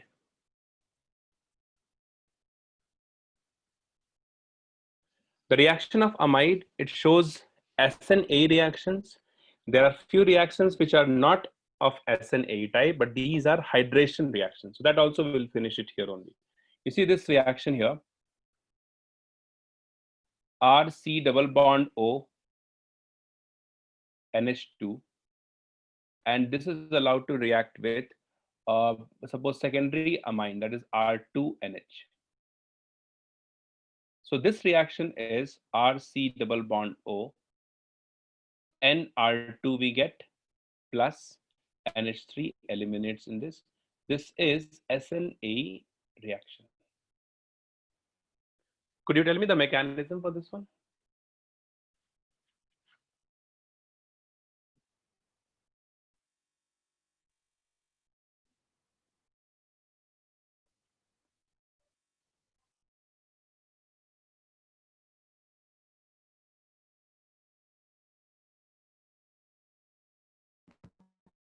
So N will give its lone pair to that carbonyl carbon, Correct. and then after that, one H will leave because N plus. It'll Correct. go and protonate NH2, and then that will Correct. go as a group. Right. So this lone pair, the reaction starts with this lone pair. This attacks onto this carbon. This pi electron moves up, right? And then deprotonation of this nitrogen takes place. This hydrogen comes out from this and protonates this NH2. When it comes back, this NH3 goes out and you'll get. So this is SnA reaction. Okay. Is it possible with primary amine? Is it possible with primary amine? Yes, it is possible because we have RNH2. So we'll get here RNRH plus NH3. With primary amine also it is possible. But there are few reactions, like for example, these reactions. These are not SnA reaction, but these are dehydration reaction. RC double bond O NH2. Right. You just need to memorize this. Okay, there is no mechanism here. Just a catalyst, a reagent we take, and we heat in presence of the reagent. Okay, in all these reactions, we'll get the same product. PCl3 will heat this. One more we have NaOH, and we'll heat this. In all these reactions, the product is cyanide, RCN, RCN, RCN, and water eliminates in this. All these are dehydrating agent, eliminates water from amide. The product is this. So these reactions are not, these three reactions are not SnAE. These are dehydration reactions.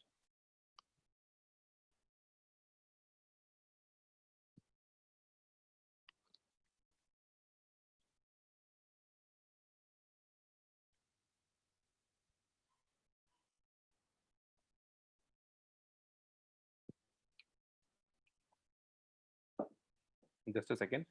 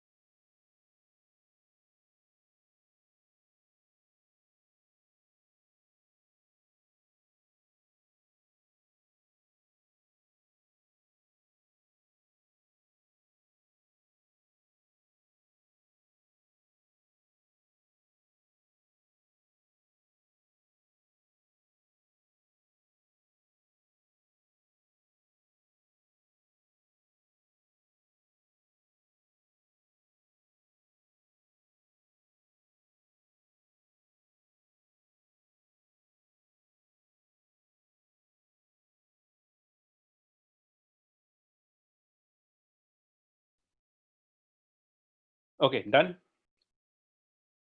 Okay, these reactions, we have discussed some basic reactions of esters, acids, amides, acyl halide, right? Now we'll discuss some name reactions here. And the first one we have, which is the most important one, that is aldol condensation reaction.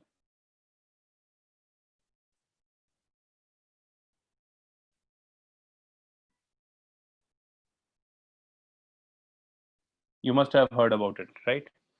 Carbonyl compound, the most important reaction it is, right? So aldol condensation reaction, it is the reaction of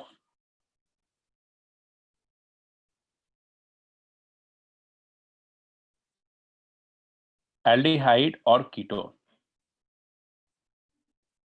What is the reagent we required? The reagent we Dilute required acid is and heating. dilute. and Dilute acid. No, yeah, base. Sorry, yeah. We can take NaOH, we can also take BaOH whole twice. Dilute. Okay.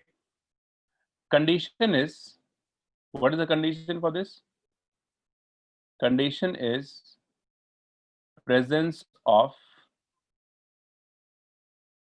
alpha hydrogen, sp3 hybridized. Alpha hydrogen. It's not like if alpha hydrogen is not there, then the reaction is not possible, but that is miscellaneous kind of. We have conjugation there, and that it's possible. So I'll show you that example also. But in general, we say this is the condition we have. Now, based on this condition, if we have this molecule, in how many molecules the aldol reaction, condensation reaction is possible?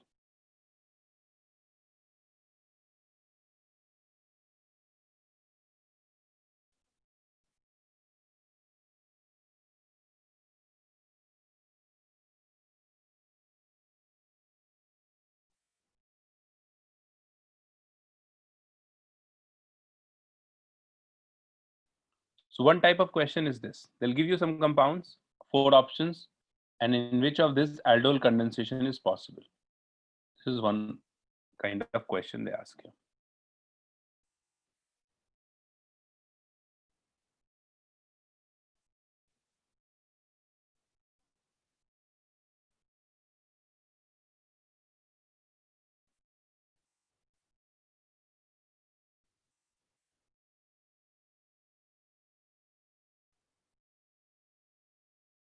Yes, tell me.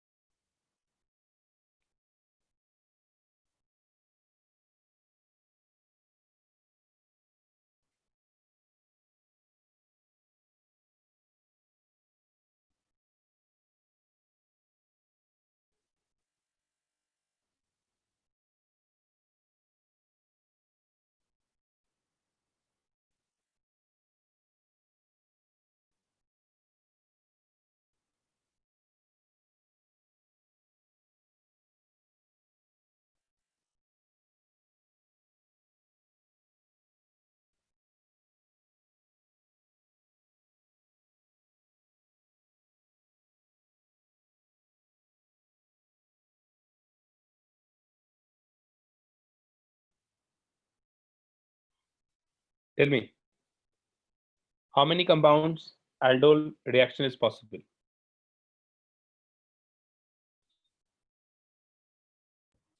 6 compounds. 6. Okay, we just need to check the alpha hydrogen here, right? So in this alpha hydrogen is present, in this it is present, it is not present, here it is not present, here it is present, here it is present, here it is not present, present and present. Alpha hydrogen, right? So if alpha hydrogen is there, then aldol condensation reaction is possible. Okay. In this one, there is no alpha hydrogen present.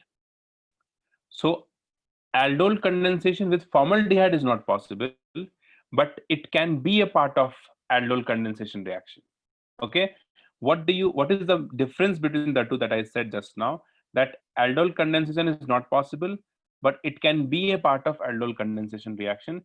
What is the difference in these two? We'll discuss that later. Okay, so just you let it be right now. So suppose the reaction is, yeah, so suppose the reaction is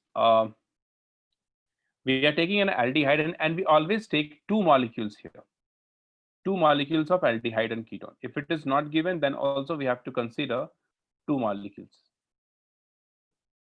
When it is treated with dilute NaOH, the product is CH3 C double bond O,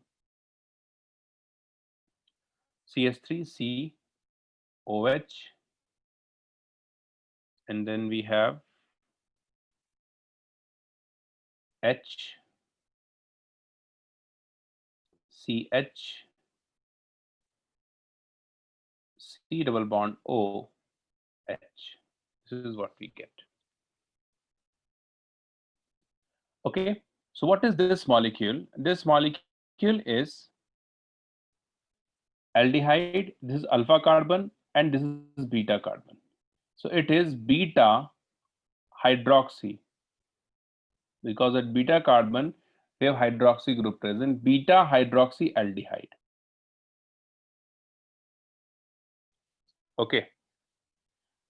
So aldol is the general name of a compound. So what is an aldol? Aldol is beta hydroxy aldehyde or ketone, anyone.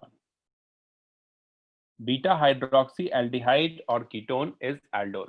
So this molecule that forms here is aldol basically.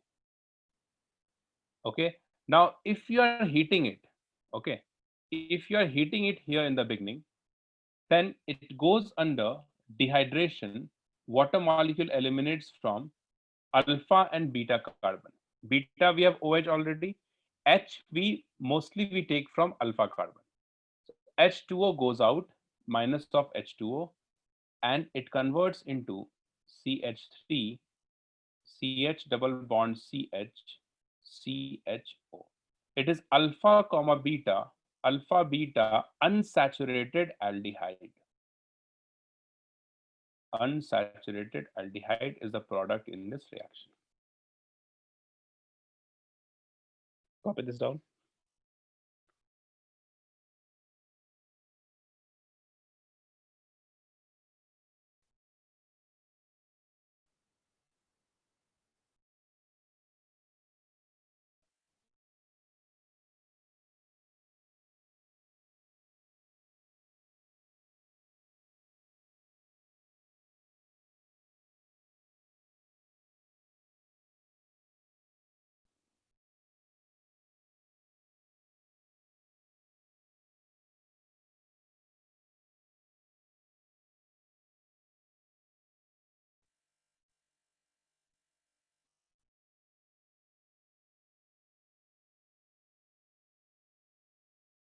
Done.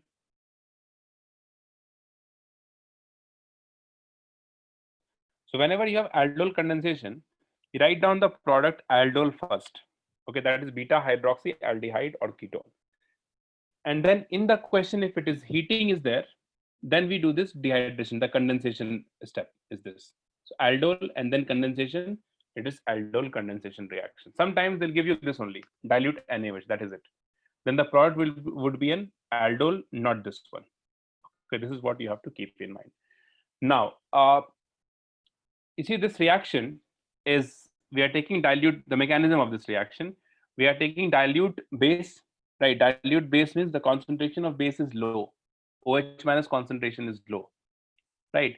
OH minus concentration is low because we want this base to eliminate the alpha hydrogen from this, to extract alpha hydrogen from this molecule. If the base is high, then it is the chances are high that this OH minus will attack onto this carbonyl carbon, right? So in order to reduce this reaction, OH minus on this C double bond O. To reduce, to eliminate the possibility of this reaction, we take dilute base here, OH minus, okay? So what happens here, you look at the mechanism of this reaction. The first step is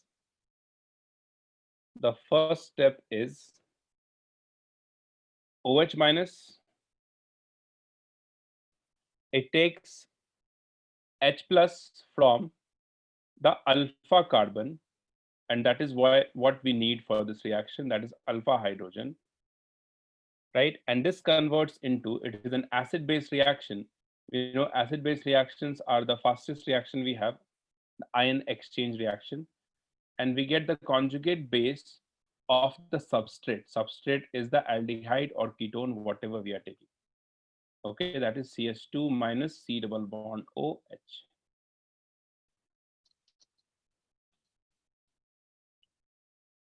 Okay. See, this reaction is, I won't say it's complicated, but the concentration of OH minus is very important here.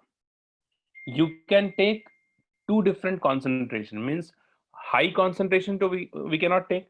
We can take very low concentration of OH minus, or we can take moderate concentration of OH minus. In general, if simply they say like dilute NaOH, dilute OH minus, it means it is moderate concentration. If the concentration is very low, then this step becomes the RDS of the reaction. Okay, we have two different RDS depending upon the concentration of OH minus. Okay, that you have to take care of. RDS of this reaction if and only if the concentration of base concentration, square bracket means concentration of base is very low or extremely low. If it is not mentioned, it means it is moderate concentration.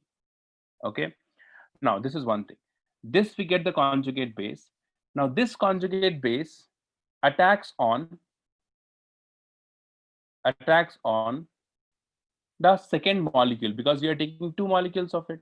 So second molecule is this CH3 C double bond O H, and this carbon is being attacked by the nucleophile or the conjugate base, which we get in the first step. Right, so this attacks onto this carbon atom. This moves up and it converts into what? It converts into CH3 CO minus.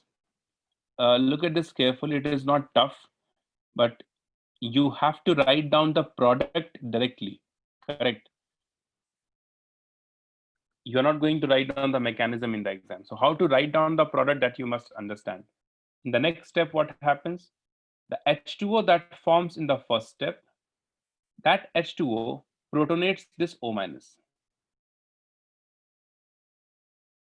And it converts into CH3CH OH, then CH2 C double bond OH. You see, this one is aldol, beta hydroxy aldehyde, it is aldol. After this, it is nothing, just you need to heat this, then this H2O comes out, we'll get a double bond here, alpha beta unsaturated aldehyde. This step is the RDS of the reaction. This step is the RDS of the reaction if and only if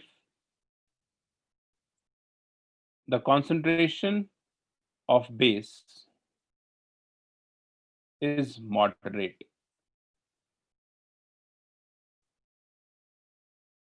High concentration we cannot take. If the concentration is high, then this attacks onto this carbon. Right. Why this step is the RDS? Because concentration is very, very low. Then it is difficult for this base to take this H plus from the alpha carbon, because the concentration is very low. And hence the first step becomes extremely slow, and hence it is the rate of the reaction. Right, rate determining step. If the concentration is moderate, then this reaction takes place at a moderate rate, but this step, it becomes the slowest step, and hence the RDS of the reaction. So why does it only take it from alpha hydrogen though? Like instead of that methyl, I had an ethyl group. Why won't it take it from the last carbon? Correct, because the conjugate base that you are forming here, it is resonance stabilized. You see pi sigma lone pair. That's why this conjugate base can easily form. Okay, so yeah. Okay. Okay. This beta hydroxy aldehyde or ketone, it is aldol. It is stable only at low temperature. I don't have a space here, just write it down. It is stable only at low temperature, because when you increase the temperature, when you heat it, water molecule eliminates and forms alpha beta unsaturated aldehyde. Okay, remember, if you do not heat it, answer will be an aldol here.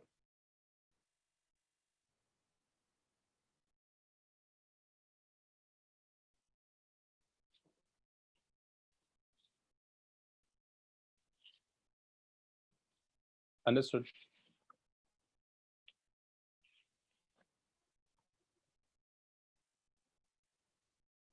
So in the next step, we have condensation reaction.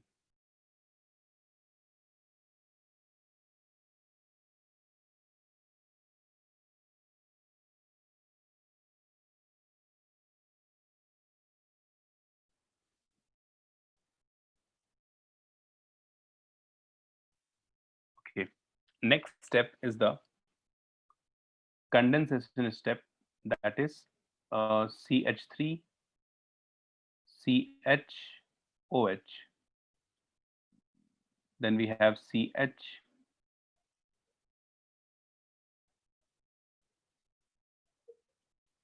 Simply we are heating it.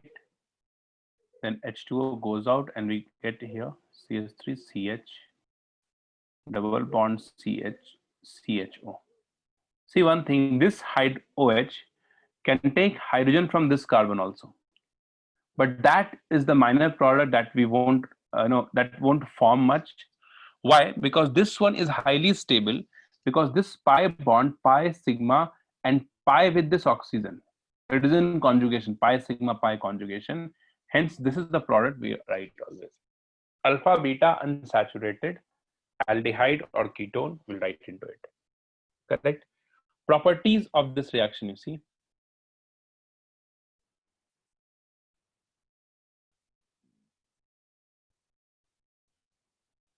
Properties of this reaction, the first one, write down. Aldol reaction takes place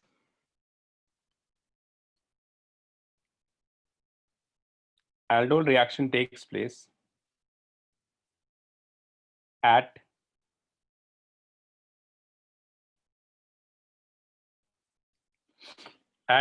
very low or moderate concentration of base.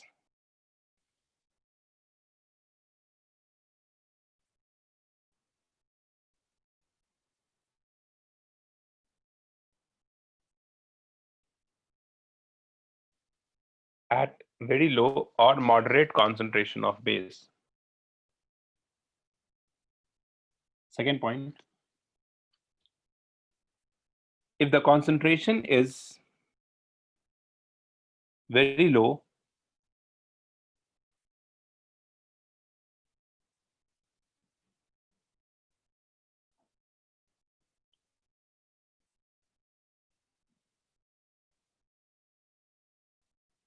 if the concentration is very low,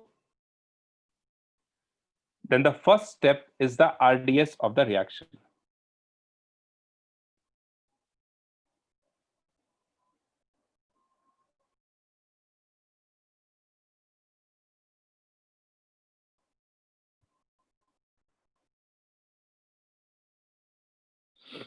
If the concentration is very low, then the first step is the RDS of the reaction.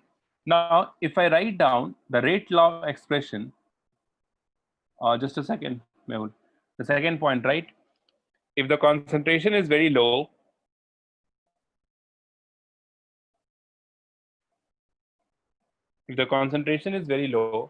then the first step is the RDS of the reaction.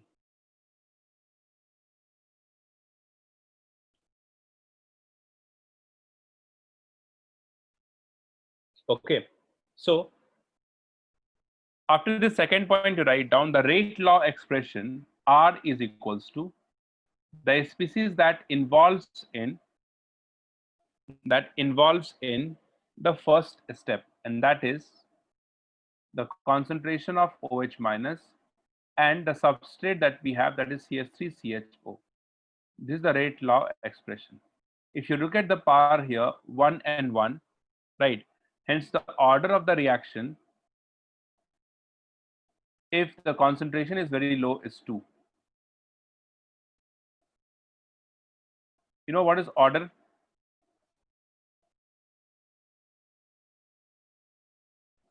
Order is the sum of the power of the concentration term in rate law expression. 1 plus 1, that is 2. Okay, this is the second point. Now third point you write down.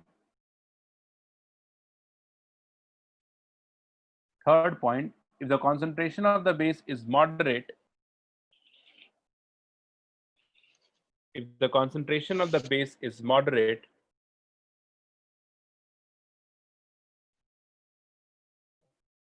then the second step is the RDS of the reaction.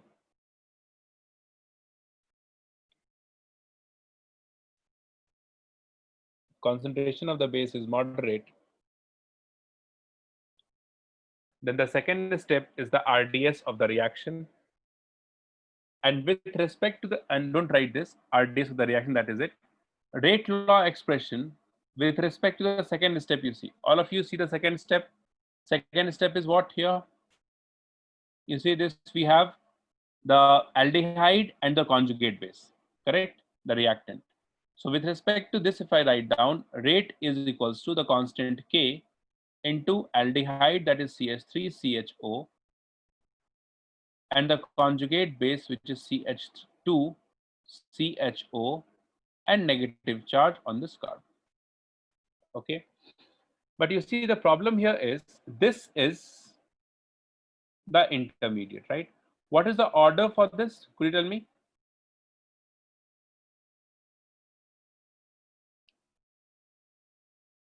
What is the order for this? So is it 1?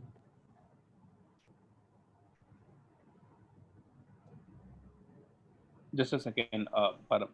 First point, Mehul, it was aldol reaction takes place only at low concentration or moderate concentration. Mehul, done? Only at low concentration or moderate concentration of base. What is the order of this reaction? The third one. The order is what? Order is the sum of the power of the concentration term in the rate law expression. So here it is 1, here it is 1, but the order is not 1 here. Order of the reaction is 3. And that's why this reaction is a bit, important, because there are so many informations we have here, depending upon the concentration of OH. All these things they have asked in the exam. Okay, so all these things are very important. Why it is 3? Because this is an intermediate. And in rate law expression, we cannot write any intermediate. If intermediate is coming, then we have to express or write down this in terms of the other reactant or product molecule that we have, right? So how do we convert this? See, the first reaction is a reversible reaction, right? And from the first step, write down all of you, from the first step, OH minus takes H plus, that step. If I write down the K equilibrium, what is that? We'll have the concentration of CH2, CHO, the base that we have.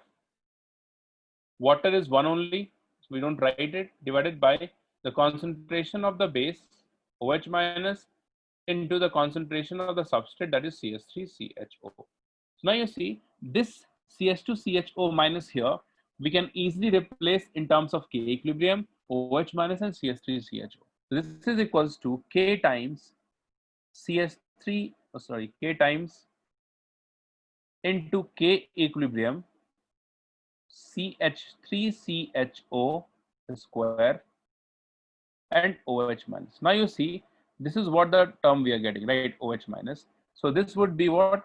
this would be the order is 2 plus power 1, that is 3 we have. So how to write down this rate law expression, we'll discuss this in chemical kinetics chapter. Okay, after finishing organic, we'll do that. But just for now, you can just keep this in mind. Then in rate law expression, we cannot write any intermediate terms. Okay, we need to express this in terms of a reactant molecules, that is CS3, CHO, and OH minus. That's why the order is 3. Okay, so bottom line of all this discussion is what? If the concentration is extremely low, the first step is the RDS, order of the reaction is 2. If the concentration is moderate, second step is the RDS, right? Order of the reaction is 3.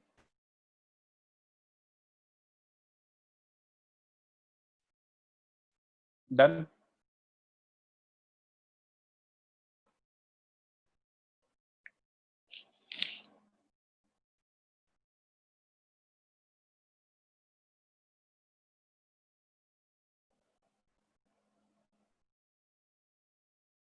Okay, can I go to the next slide?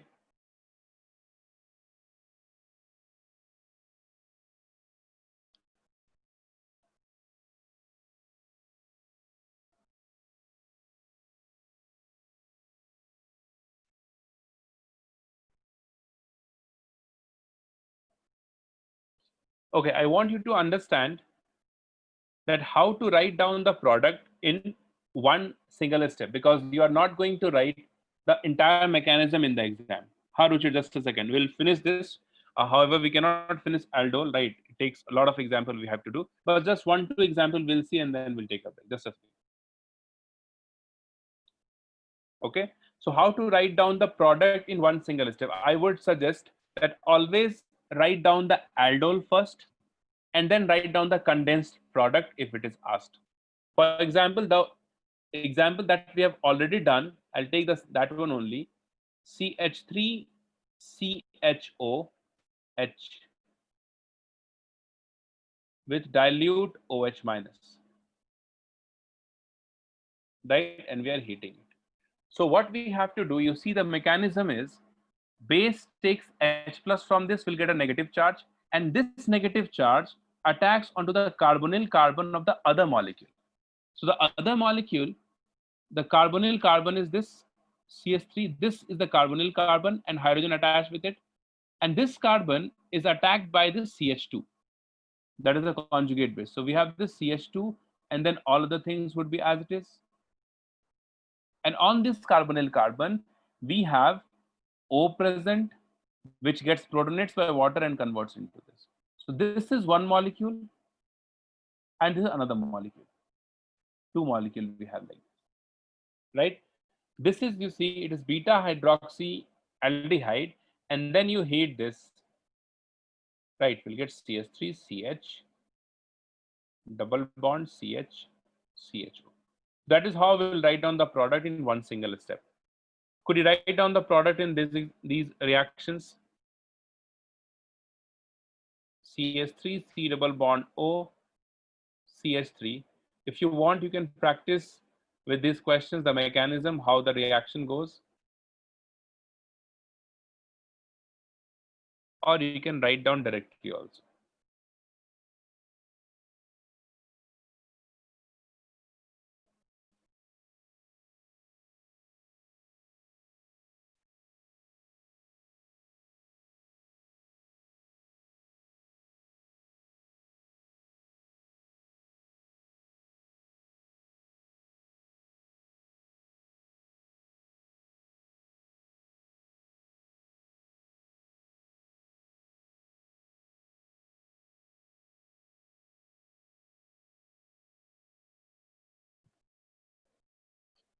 Product in all three reactions.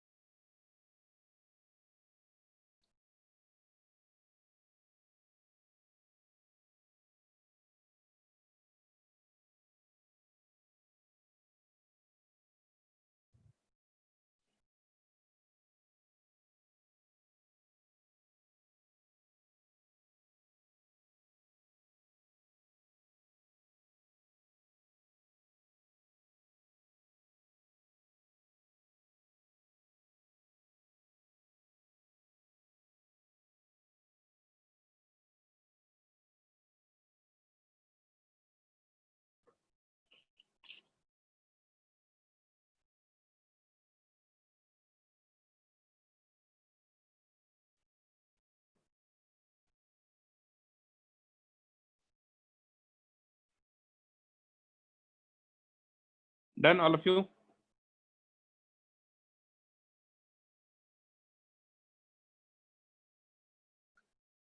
Okay, so how do we write down the product here? We are not heating it. So the product would be an aldol, that is beta hydroxyaldehyde or ketone. So we have this CH3, C double bond O, CH2. This negative charge in this carbon, this will attack onto the carbonyl carbon of the other molecule, and that carbonyl carbon contains OH and 2-methyl group on it.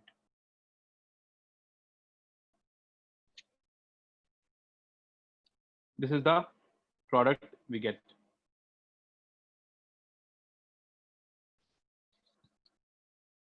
This one,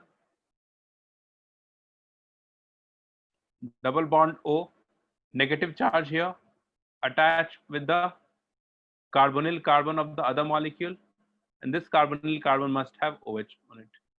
And since we are heating it, so on heating, we get alpha beta unsaturated, which is this one.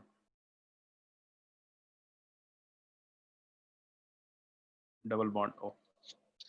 Alpha beta unsaturated. In this one, we have pH, C double bond O. This CH2 will get attached with the carbonyl carbon, which has OH, pH, and this side we have CH3. Okay, when we heat this, what happens, you see? pH, C double bond O, CH double bond, CPH, CH3. Okay, you see if they ask here, across this double bond, GI is possible, right? So we have two products, cis and trans possible here.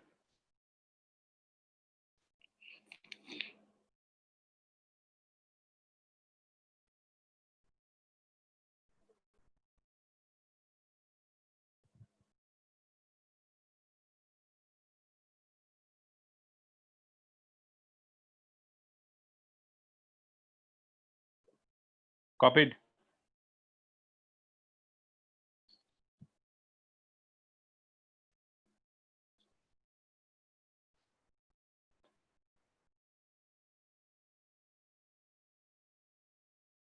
Okay, one last example we'll do before the break. Try this one. CH3, C double bond O, CH2, CH3. Dilute OH minus, and we are heating it.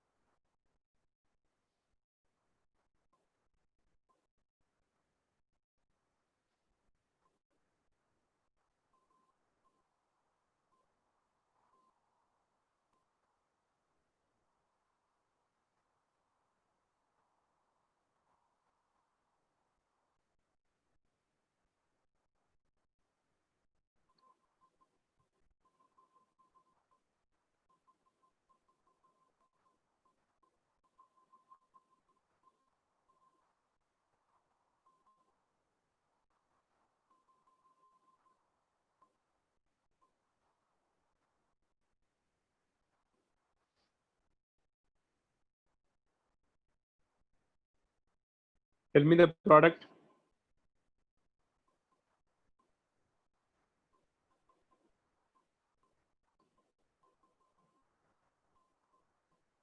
So there'll be one product that has geometrical isomers. In this one. Yeah. The hydrogen leaves from the methyl group. Yes, sir, because the carbon ion formed on CH2 will be stable. Okay. So we have two different intermediates, right here, because this is not symmetrical, right? OH minus can take alpha hydrogen from CS3 or from CS2, right? So we get two different intermediates here. That is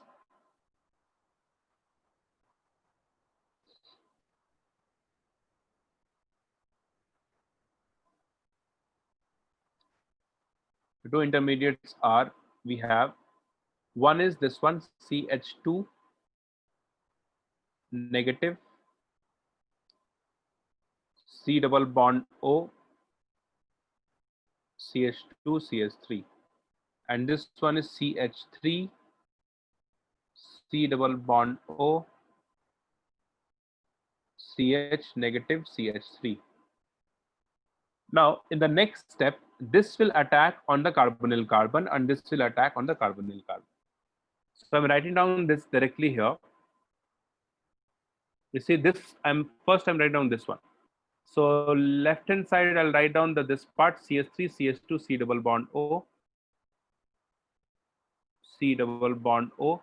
This CH2 is attached with this carbonyl carbon. So COH will have here. One side we have CH3 and this side we have CH2 CH3. Right? And then this H2O goes out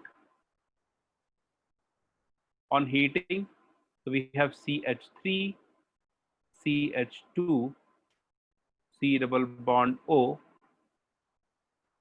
CH2, CH double bond, CH2, CH3, and CH3 here. Okay. Here, the product is, this attacks onto this carbonyl carbon. So I'll write down the carbonyl carbon first here. CH3, CH2. This is the carbonyl carbon which has one OH present here. One CH3 is already present. And this is attached with this carbon, which is CH, C double bond O, CH3. And this side we have CH3. Okay. And then when we heat this, it converts into a double bond here. So this would be CH3, CH2, C double bond C, C double bond O, CH3, and both double bonded carbon atom has one CH3 present here.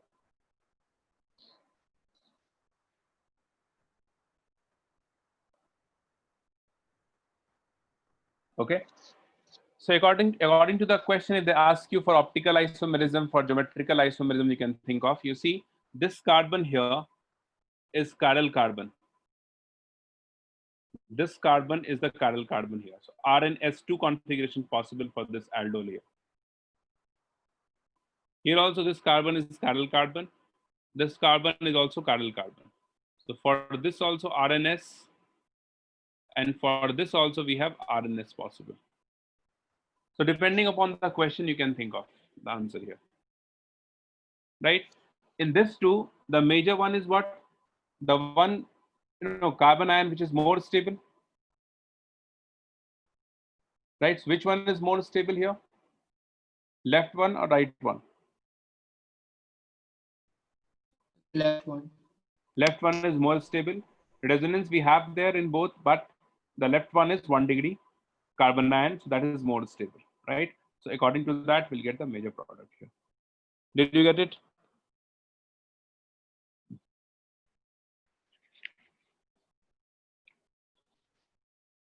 Okay, fine.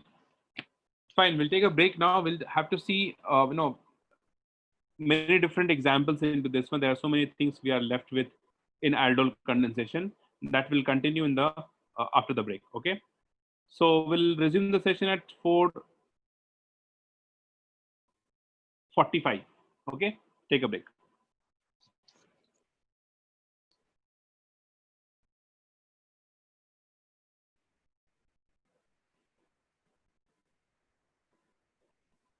Yes, Mehul, we always take 2 moles in this. Take a break, guys. Yeah.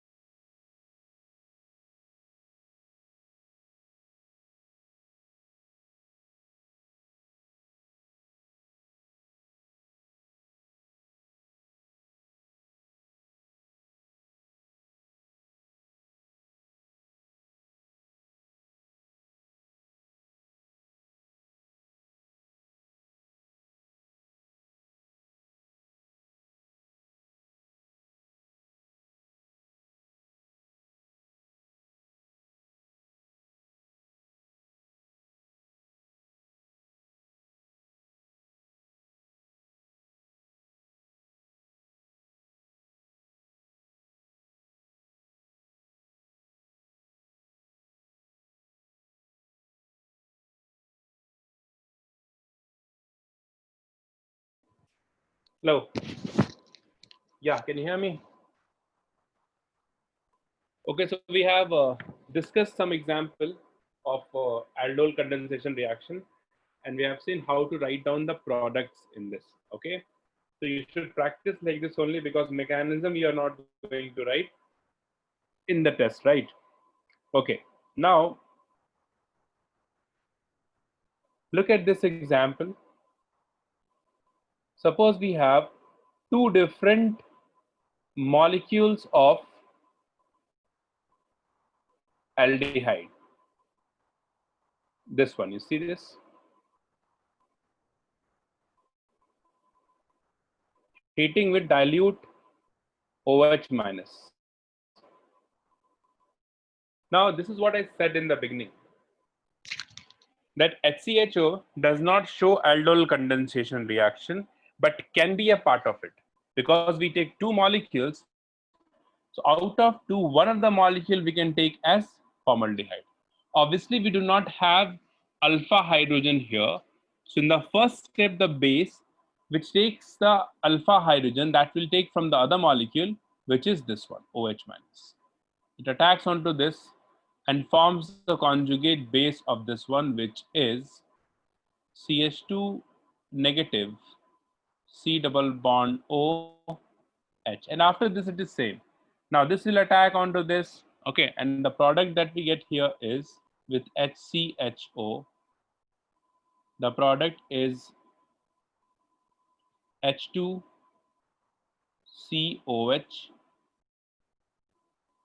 CH2 CHO. Once you heat this, this HOH and H comes out, and the product is CH2 double bond CH CHO. Did you get it?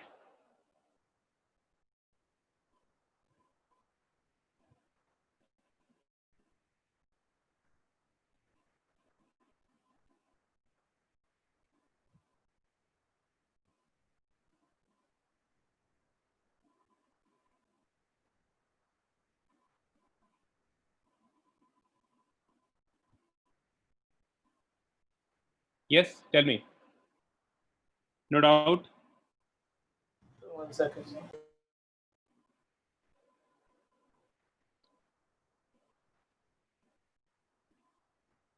Okay, so this reaction, where we are using two different molecules of it, this reaction is called cross aldol condensation reaction or cross aldol reaction. Two different molecules of this we have. Okay, in this reaction, one more type of reaction is possible. That is, when we have this, means this one is cross aldol, CAR, cross aldol condensation reaction. This is one thing is also possible here, that this carbanion that forms, it again attacks the same molecule from which it has been formed, that is CH3 C double bond OH. And in this case, the product would be this CH3 COH H, and this combines with the carbon CH2 C double bond O and H. And once you heat this, H2O again, sorry, yeah, H2O comes out from this, and the product would be CH3CH double bond CH CHO. This reaction is self-condensation. Self-condensation or self-aldol condensation reaction, because the molecule attacks on the carbonyl compound from which it has been formed. This one attacks on this, it forms from this one. So this product is because of cross aldol, and this one is because of self condensation or self aldol. Self aldol is the minor product in any reaction. This is the minor product. The major is because of cross, if you have two different molecules present, but we cannot eliminate this. This also forms in this one. Got it?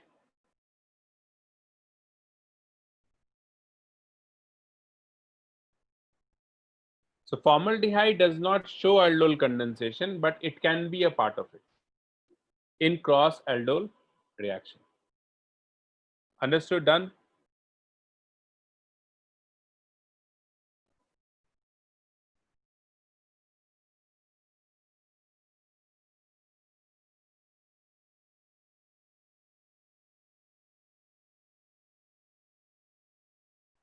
Okay. So, Yeah. so I didn't get why self is minor and cross is major.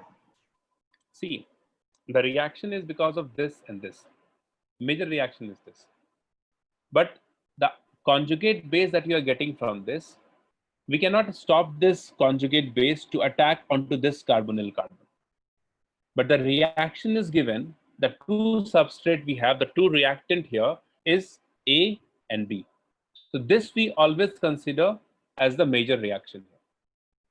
Self-condensation, we don't want this reaction to take place, but we cannot eliminate this. We cannot, stop this reaction to take place here. That's why this is happening, and it gives minor product. No, so I got that that will happen, but why is it minor? That's what I said, because it's not about the amount of this molecule and this molecule. Oh, It's about the reaction is meant to be this and this, A plus B, formaldehyde okay, and sir. this. So this gives you major and this gives you minor, right? It is not about the percentage of this is more and this is less. That is not what we are talking about. The reaction is for formaldehyde and this. So this reaction gives you the major product. Okay, sir. I was thinking Okay. like amount. No. The composition we are not talking about here. Okay. One molecule in this, you see, like one reaction in this. Tell me the product in this one, all of you. We have cyclohexanone. And try to write down in one step. Aldol you write down and then condensed product.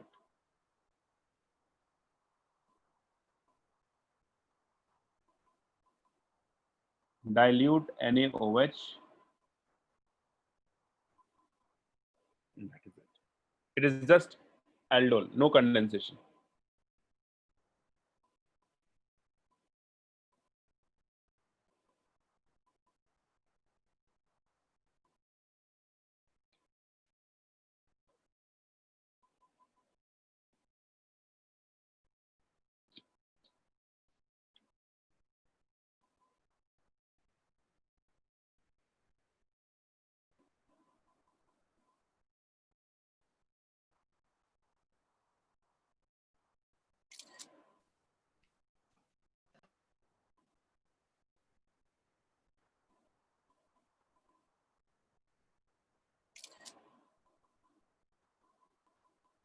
Here, did you get it? Here, you asking doubt regarding this, no once.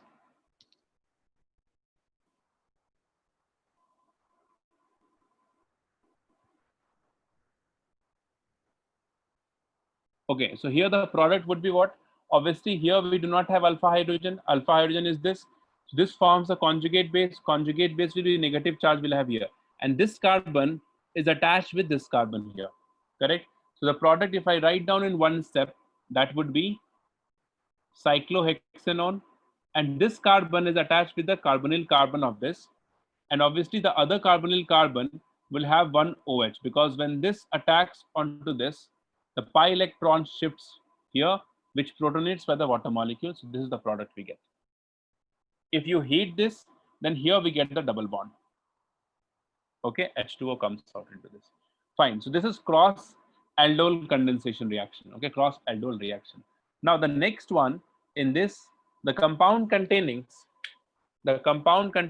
multiple carbonyl compound. The compound containing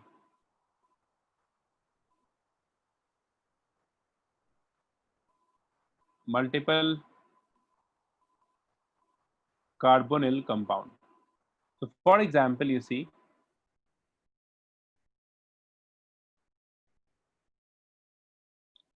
we have CH3, C double bond O,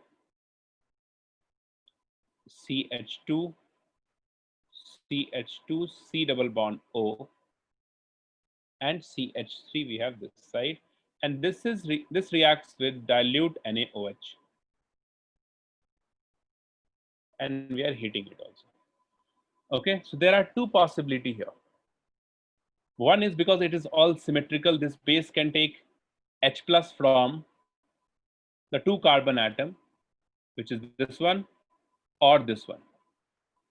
If you compare these two are same, this one and this one are same only. So this is the two possible position we have. Okay, so what happens, suppose this base will take H plus from this, and then what we get,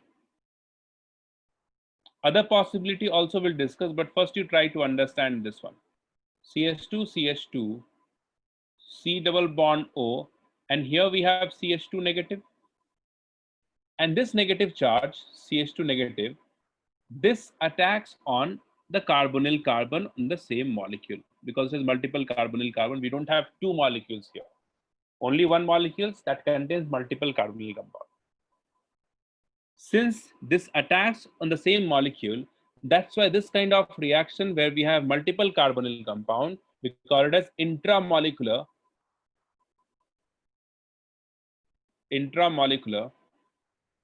aldol reaction. Okay, this is intramolecular aldol reaction.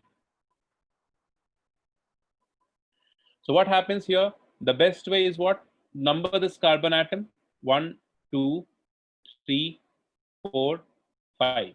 So we get here a 5-membered ring. This attacks here, and this pi electron shift onto this oxygen. So we'll get here a 5-membered ring, right? In which first carbon has O minus and one methyl group this side, and the 5th carbon has nothing. 4th carbon has double bond O. If you look at this, okay. Now the same thing here.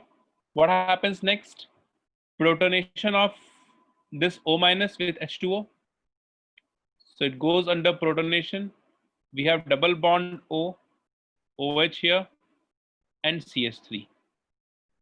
Next, when you heat this, H2O comes out, and the product is this one.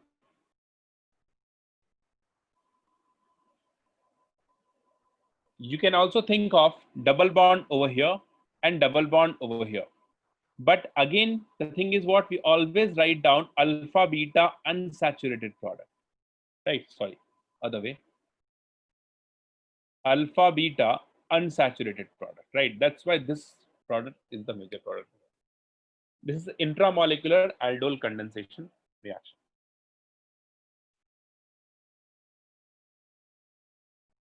See, this reaction generally we consider when there is possibility of forming 5 or 6-membered ring. 5 or 6-membered ring. Okay. If you consider this carbon atom, if you take H plus from this, so we'll get a negative charge here, and this negative charge attacks on this carbon atom. We get 1, 2, 3-membered ring, which is not stable. That's why this possibility we are not considering here. We are considering this, which gives you a 5-membered ring, which has less strain and more stability. Is it clear?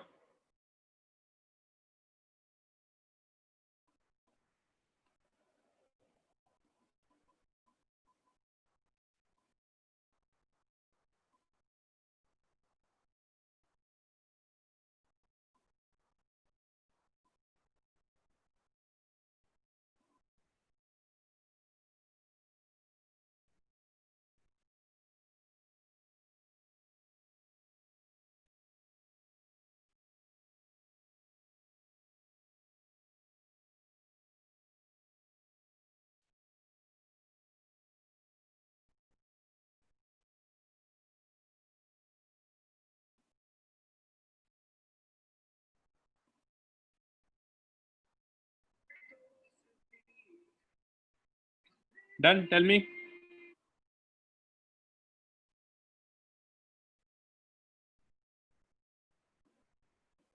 Okay.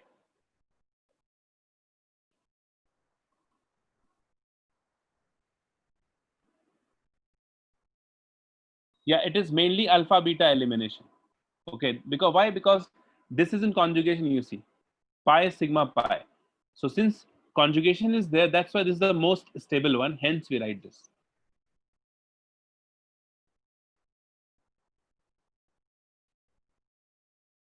Okay. Write down the product in this reaction. Always, we try to write, try to get 5 or 6 membered ring. H, C double bond O, CH2, CH2, CH2, CH2, C double bond O, H. Tell me the product in this. Dilute OH minus, and we are heating it. Tell me fast.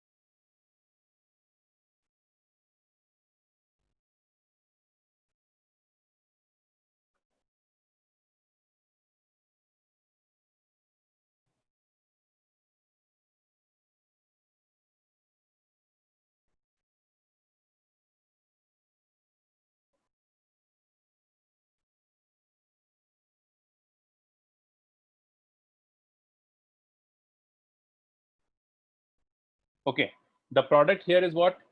We'll take alpha hydrogen from this carbon, any one of this carbon, this one or this one, you can take, both are same only. And then this attacks onto this carbon. So it is 1, 2, 3, 4, 5. So we'll have a 5-membered ring. On the 5th carbon, we have one CHO group present, right? So the product is this. Suppose we have the 5th carbon CHO, and on the 1st carbon, we have OH and one hydrogen present on it, correct? Now, when you heat this, H2O comes out. Here we'll get the double bond, alpha beta unsaturated. So it is double bond CHO. Is it clear? Yes, tell me.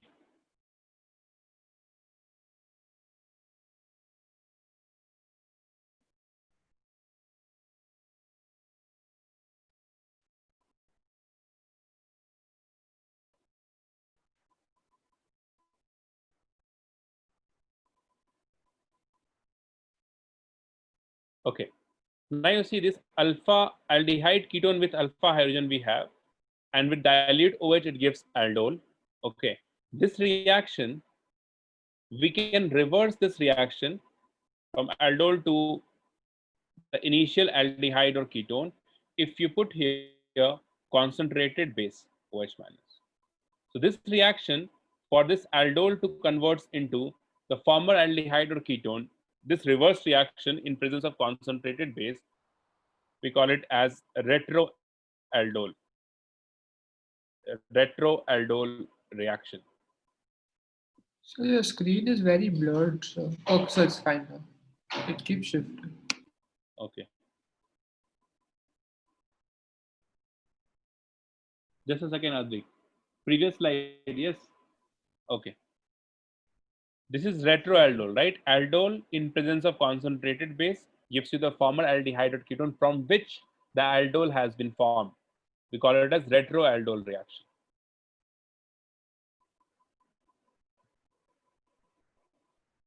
Sir, I'm not able to see the screen clearly. I maybe it's network problem. I cannot do much. I cannot do anything, in fact. Okay, my Wi-Fi is not working today. I connected with the mobile data, so maybe because of that. All of you are facing the same problem. Yes, sir. Yes, sir. Yeah. Yes, sir. Okay.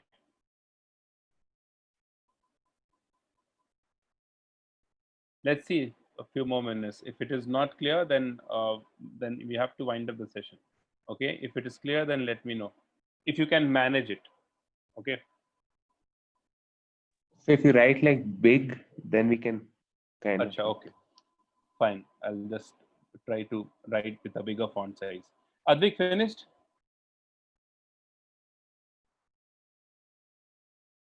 If it is manageable, fine. Okay. So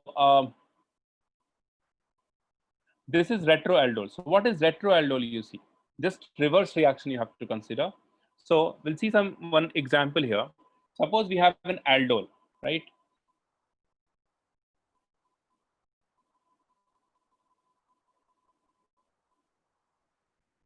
Aldol is, suppose we have CH3, then we have CHOH beta hydroxyaldehyde or ketone with CH2CHO. This is with concentrated base, concentrated OH minus, right? So the product is here. The product is the aldehyde or ketone from which it has been formed. So clearly you can differentiate, you can easily understand this, that it is formed from the molecule which is acetaldehyde. Yes or no? CH3CHO. Yes, sir. It is formed from this. Okay. How do we get this? What is the mechanism of this reaction? The first step, the base OH minus, it takes H plus from this hydroxy group, beta hydroxy group, and it converts into CH3, CHO minus, then CH2, C double bond OH. This reaction takes place a bit higher temperature, so that when this pi bond lone pair forms a pi bond here, then this goes out as this bond breaks, and this CH2COH goes out from this, and we get here one molecule of CH3, C double bond OH plus. We get this one, which is CH2, C double bond OH, negative charge here, which protonates from the water molecule, and it converts into CH3, C double bond OH. So this is the product we get. Retroaldol, not much important, but yes, just keep that in mind. Okay, concentrated base, this happens. Two questions. So can we just say, like, in these kind of cases for retroaldol, we just half the number of carbon atoms and write the compound? I would suggest, Like, don't if it's a aldehyde at the tell me. Yeah, no, like if there's an aldehyde at the end, like the terminal group is an aldehyde, so then we can half the number of carbons and write it. If it is cross aldol, Like as a then way to remember. no. If you see, if we have CH2OH and then CH2CHO, odd number of carbon atoms, then you will have some difficulty. Yes, sir. Yeah, then you. Yeah, but even number you can think like this. Yeah. Okay, sir. But the best part is what, when you practice it, you will easily identify that what is the aldehyde or ketone from which it has been formed. Like suppose if I have here CH3, it means it is clear that it is acetone, right? CH3CO CH3. Here, if it is CH3 present here, then right here also we have CH3 then. So with practice, you will understand that you don't have to think of all those things, that half of the carbon atom and all.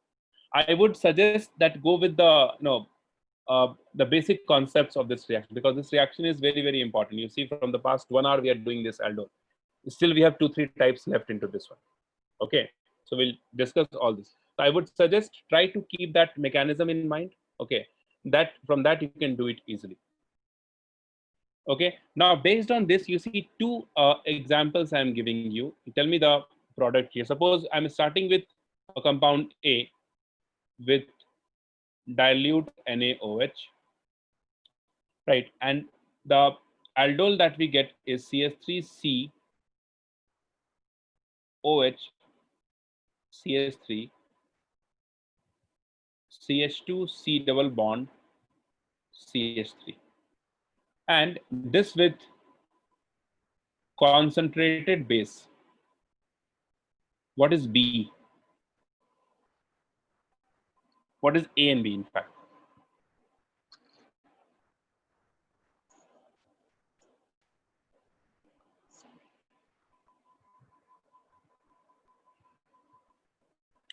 A is what?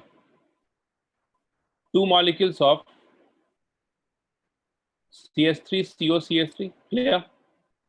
And since this concentration, where this reaction is just reverse, so B is also two molecules of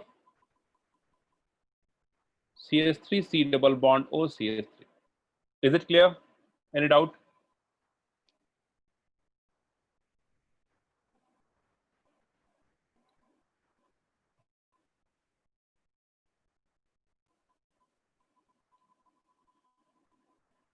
Okay.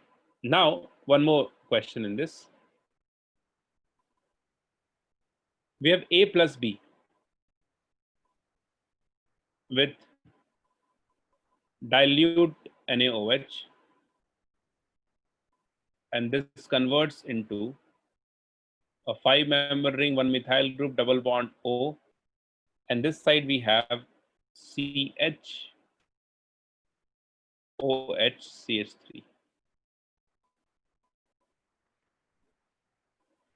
with concentrated base.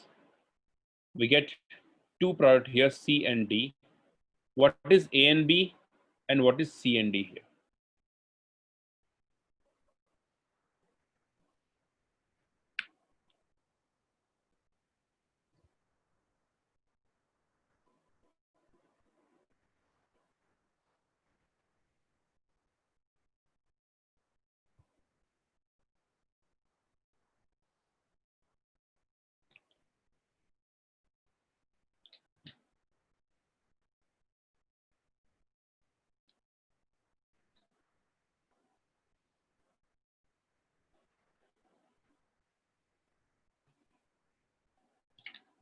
Sir, is it also possible that it comes from only one compound?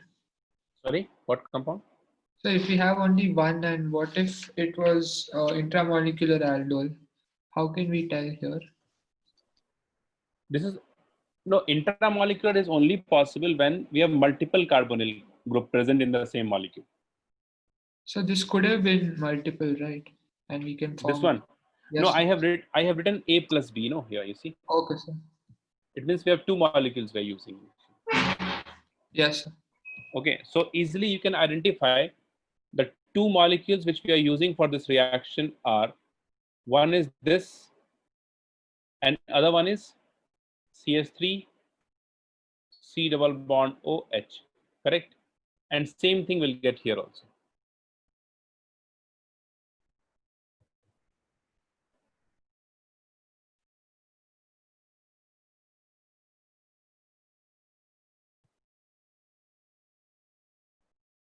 Done? Okay, now aldol reaction, as of now we have seen the reaction in basic medium, but this reaction is also possible in acidic medium. Not much important, but mechanism So- there is a, Can you go back to the previous slide answer? just a second.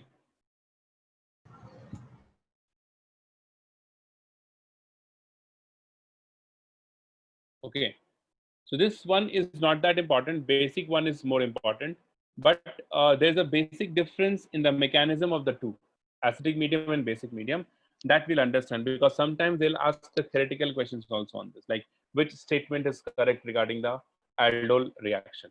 Okay, so for that it is important.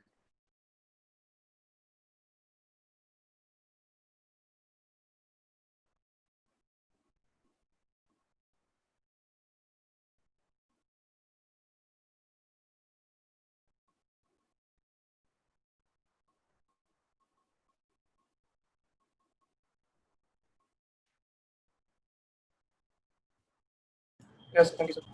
Correct. Acidic medium, you see we are taking CH3 C double bond OH,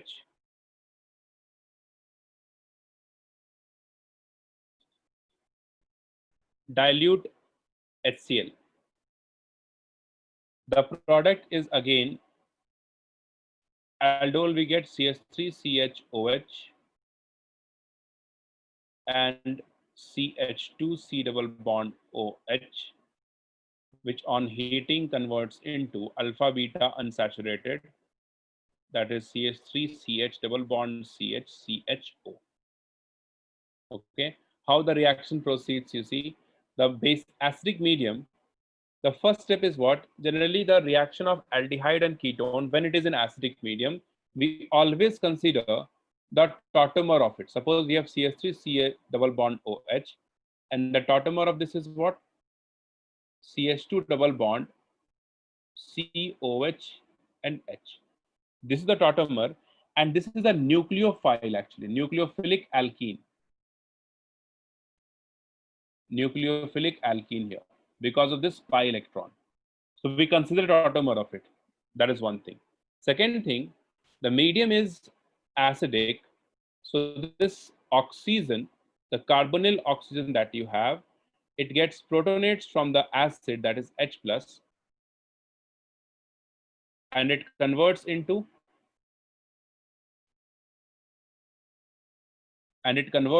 a carbocation when this moves up. So it is CH3 COH H and positive charge on it. Positive charge is the electrophile we have.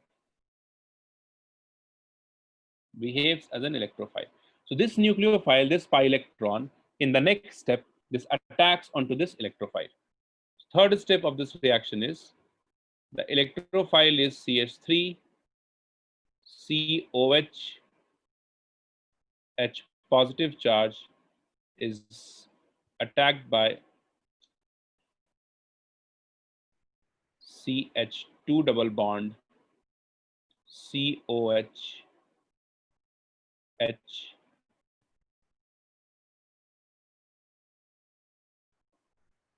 It converts into CH3 CHOH. Just a second.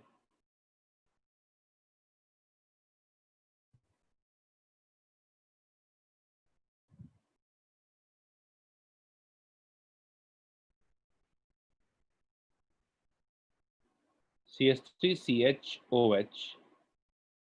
Then we have CH2 COH H and positive charge on the carbon atom. Now from this H plus comes out, we'll get a double bond. Copy this down, I'll go to the next slide.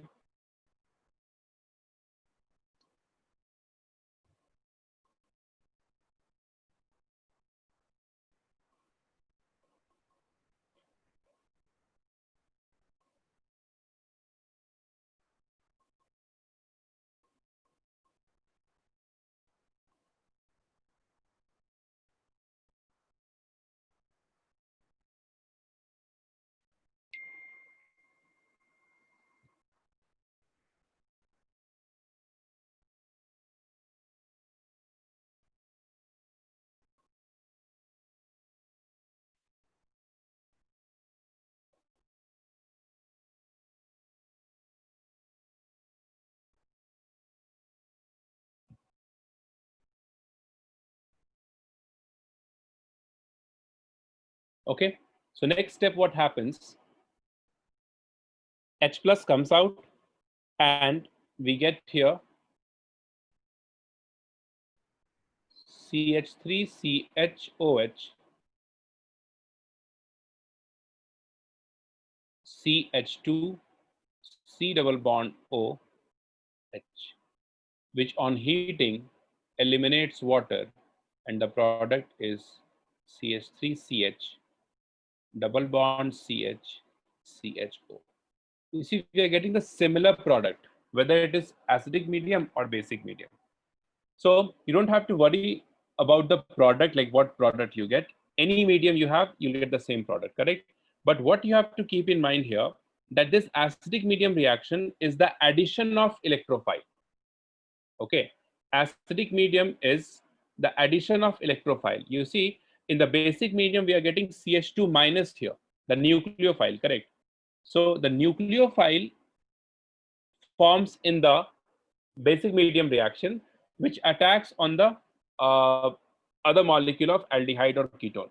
But this is electrophile which gets attached with this molecule which is present.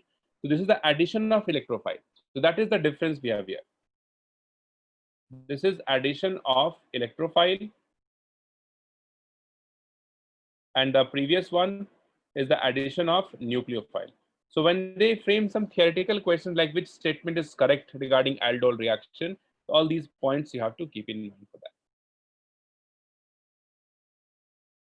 Okay, so we have discussed almost all the reactions. Just 2-3 examples here. It is important.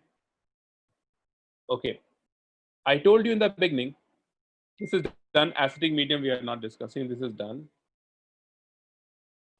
I told you in the beginning that it is not necessary that if alpha hydrogen is not present, sp3 hybridized alpha hydrogen is not present, then aldol reaction is not possible.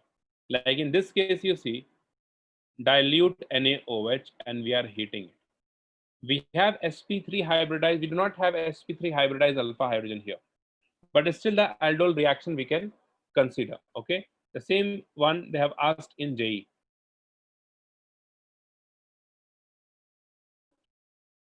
So what happens in this reaction, you see, OH minus attacks onto this carbon, which is sp3 hybridized. Why it takes this hydrogen, you'll understand in this step. You see the product that we get here, it's CH2 negative, CH double bond CH, CHO. Now you see, it is not at the alpha position, but still it is in conjugation with C double bond O here. If I write down this as C double bond OH, you see pi sig.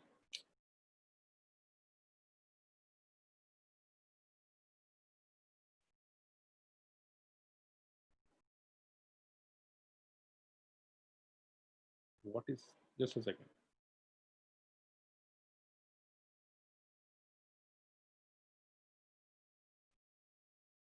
Okay, so pi sigma pi, right? Sigma lone pair. So this is in conjugation, right? That's why this OH minus can take this H plus, stable carbon ion you are getting. Now on this molecule will attack onto this carbonyl carbon of the another molecule, because we are taking 2 molecules of this. So in the next step, this negative charge attacks onto this carbon atom, and we get here the molecule, which is this one. I'll write down this side first. So it is H, C double bond O, CH double bond CH, CH2, COH. This is this carbon, the carbonyl carbon. OH, H we already have, then CH double bond CH, CH3. CH3, correct. Now when you heat this, H2O molecules goes out, so this H and this OH goes out, so you'll get here CHO, CH, double bond CH, single bond CH, double bond CH, single bond CH, double bond CH, CH3. This is what the product we get. Okay, just here we have a double bond, every other thing will be same.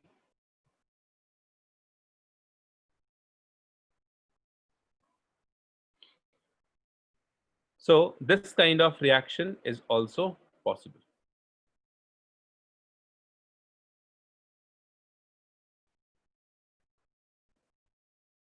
So basically you have to keep in mind, if the carbon ion that forms, if it is stabilized through resonance, or if it is in conjugation with the double bond O, then the carbon ion forms and it takes part in the reaction aldol condensation.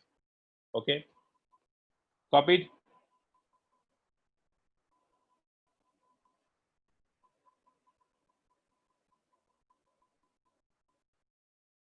The previous one was asked in JE.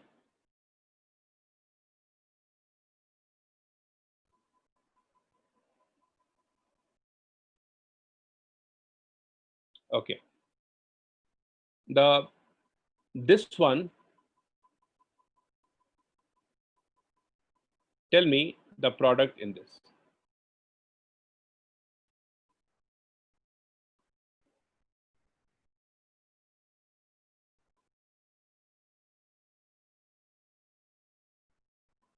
This example we have already done.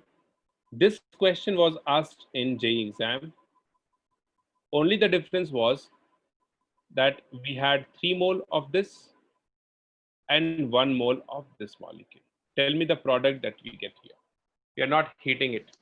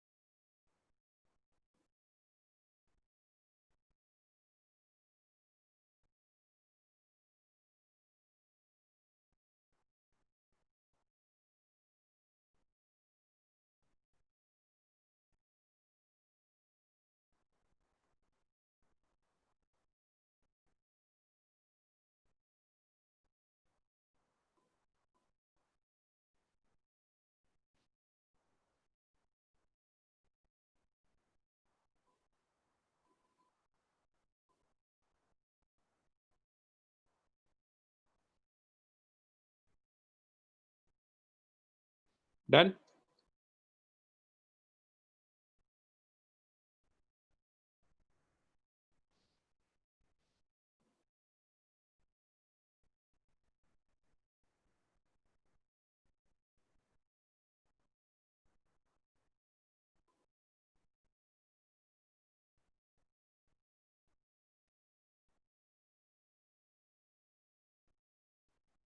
Okay. The product here you see, first of all, 1 mole of this reacts with 1 mole of this, right? So in the first step, what happens? We do not have alpha hydrogen here. The base OH minus takes alpha hydrogen from this molecule, right? So it forms CH2 H, and this reacts with formaldehyde in the next step. So out of 3, the first molecule we are using here, and this converts into H2COH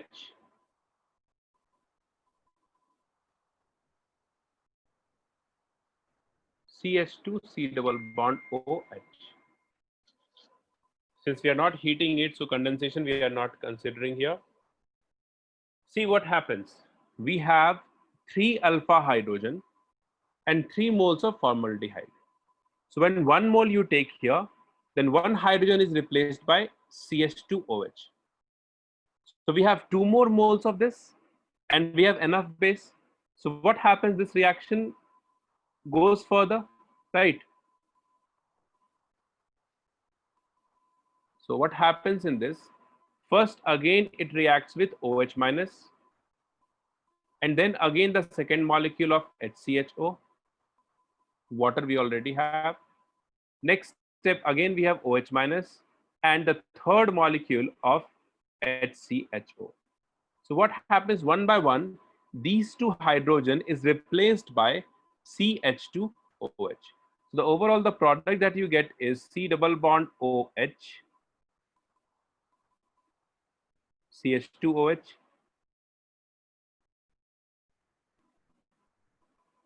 CH2OH, and this is connected with CH2OH. This is the molecule we get. Yes or no?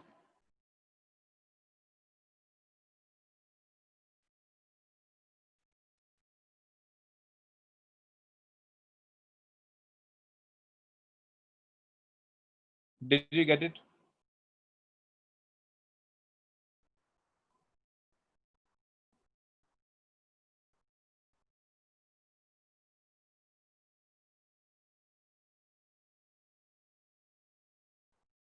So how does that become possible if 6 bonds here?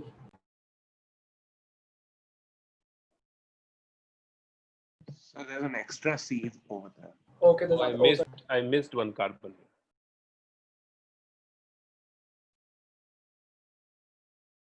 Here it is fine. This carbon atom I missed. So it would be C double bond OH. Correct? Yeah. So all the 3 alpha hydrogen is replaced by the group CH2OH in this reaction.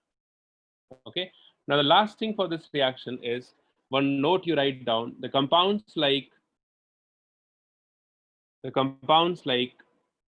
CH3 NO2, which is this, and CH3 CN. We can have any molecule present here. Basically, like, the functional group is NO2 and CN. The compounds like this shows similar reactions, like similar to aldol reaction it shows. How you see this? Suppose we have a molecule CH3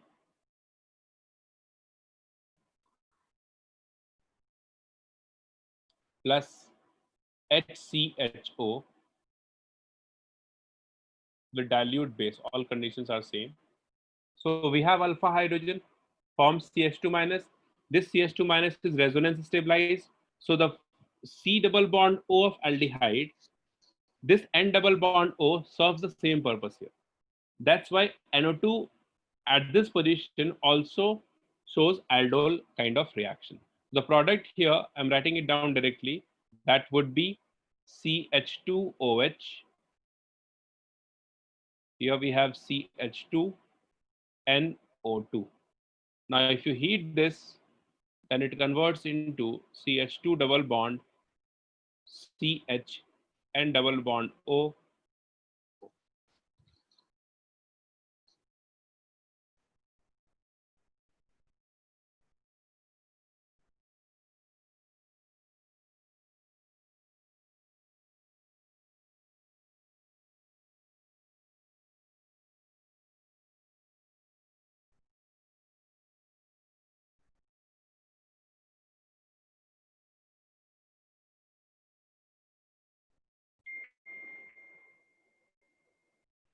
Clear?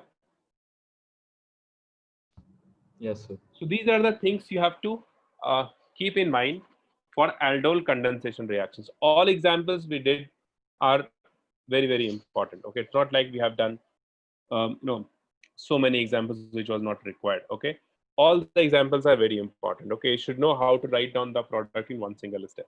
Now the next reaction is, write down, it is Claisen reaction, or we also call it as Claisen condensation reaction. However, in this reaction, condensation is not taking place, but still the name is Claisen condensation reaction or Claisen reaction. This reaction is very much similar to aldol reaction. Okay, aldol is a reaction of aldehyde and ketone. This is the reaction of esters. Reaction of esters. This requires alpha hydrogen. Requires alpha hydrogen.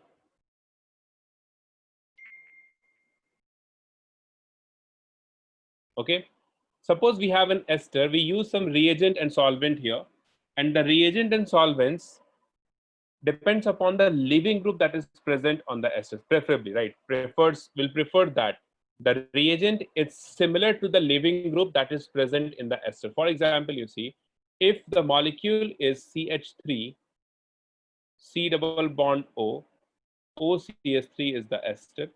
So this OCS3 is the leaving group. Right, it is the leaving group. So if you have this molecule for Claisen reaction, the reagent we take here, the reagent is the nucleophile which is similar to the leaving group, that is OCS3 minus. This is the nucleophile, and the conjugate base of it, that is CH3OH. This is the reagent we take. Suppose we have OPH here, then PHO minus. Okay, if you have O COCS3, then CS3COO minus here, and the conjugate acid of it. Okay. So why we take this kind of reagent, you can understand with these two reactions, which is possible here. So there are two reactions you can consider basically, three total, but two reactions you can consider. First reaction is whatever reagent we are taking, right? CS3 C double bond O, OCS3, and the reagent you took is CS3O minus. So if this CS3O minus, if this CS3O minus attacks onto this carbon atom, the carbonyl carbon, this converts into CS3CO minus, OCS3, and OCS3. When this lone pair forms a pi here, OCS3 goes out as a leaving group, and the product that we get here is the product which is similar to the reactant, and hence there is no net change. There is no net change. Then what does it mean? It means this reaction, the possibility of this reaction, we have eliminated by taking this reagent. If you take any other reagent, suppose, okay, if you take any other reagent, suppose I am taking here OH minus, correct? Not this, OH minus. When you take OH minus, then the product is what here? Product is CS3COOH, which takes H plus, which eliminates and gives CS3CO minus, right? So we don't want this nucleophile to attack onto this carbonyl carbon. We want this nucleophile to remove alpha hydrogen from this carbon, right? That is why we take this reagent in such a way that if it attacks also on the carbonyl carbon, we'll get the similar product as we have the reactant. Okay, so that there is no net change in the reaction. So this reaction, the possibility we have eliminated by taking such reagent here, correct? So this reaction, there is no significance because the reactant and product molecules are the same. So there is no significance for this reaction. Another possibility is what you can say that this CS3O minus, right? It takes H plus from this solvent that we are using. In that case also, we are taking this conjugate acid base pair. So if you take this H plus from this, then also it converts into CS3O minus plus CS3OH. So that reactions also we have eliminated the possibility of that reaction. So what is the next reaction or the possibility which is left? The only possibility which is left is when we have an ester. For example, we have ester CS3COCS3. So the reaction is you have nucleophile or the reagent CS3O minus. It takes hydrogen from the alpha carbon of the ester that we are using, COOCS3, and this converts into the conjugate base of this molecule, which is CS3OH, reversible reaction, CS3OH plus the conjugate base. Now you can relate this with aldol. It is very much similar to aldol reaction here. Only one thing is different. Now we have this. Here also, I forgot to mention in the beginning, we are taking two molecules of ester always. So right down in the beginning, we'll take two molecules of the esters here, right? So the ester here, CH3C double bond O, OCS3. Now it is being attacked by the conjugate base, which is this, like we had in aldol condensation. This reacts onto this, attacks onto this carbon, and this pi electron shifts up. This converts into CH3 CO minus OCS3. Then we have CH2 C double bond O, OCS3. Now when this lone pair forms pi here, then this goes out as a leaving group, and the product of this reaction is CS3 C double bond O, CH2 C double bond O, OCS3. If you look at this product, it is alpha and it is beta position. At beta position, we have keto. So general name of this compound is, in Claisen condensation reaction, we get beta keto ester.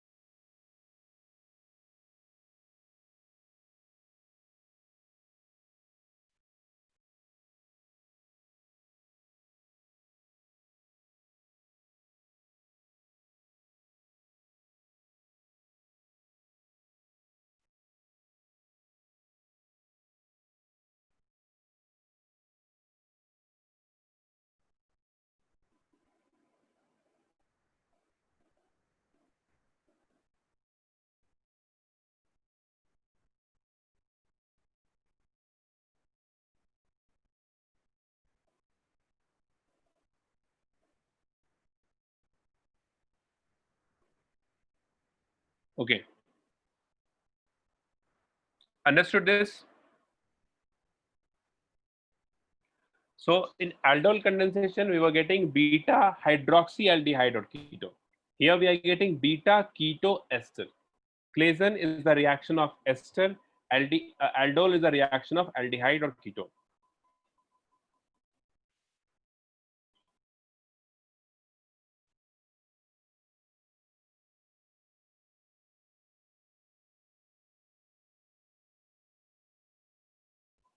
Done. Okay, write down the product in this reaction.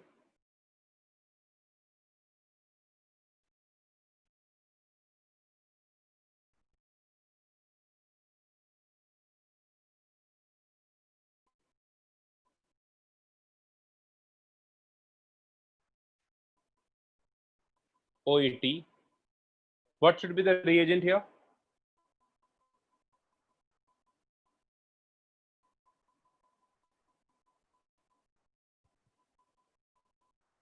Tell me the reagent here.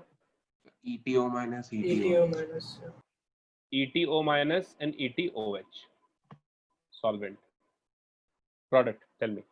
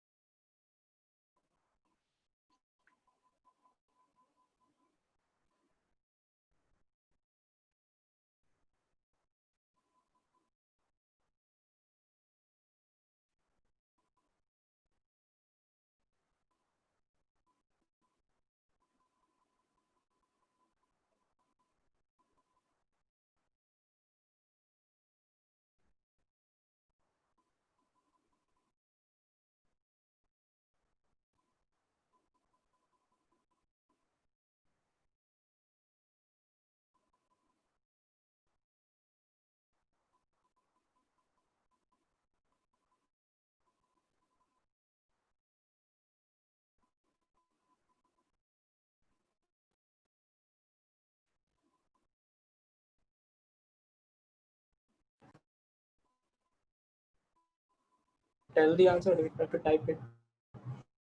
Just a second. Tomorrow is August 3, right? Tell me what? So can we tell the answer, or should we type it out? No, tell me the answer.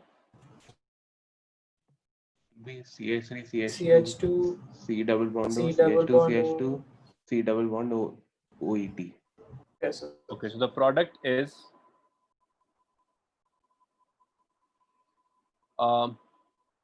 see, how do we do this? It's very similar to aldol. This forms the carbonyl, right? So this carbon is this, suppose we have CH, because one hydrogen is already gone. One CH3 is attached here, and C double bond OET is this. And this carbon is attached with the carbonyl carbon of the another molecule, which has OH.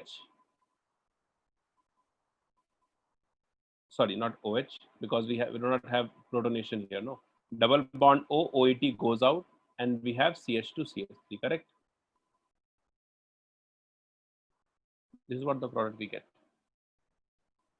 Okay, this carbon you see, it is chiral carbon. So RS, two possible if they ask the number of product here. Okay. Right, here also we have the same thing. I'll just go by one example here. Like if you take two different molecules, then the reaction is known as cross Claisen condensation reaction. Two different molecules, cross Claisen condensation.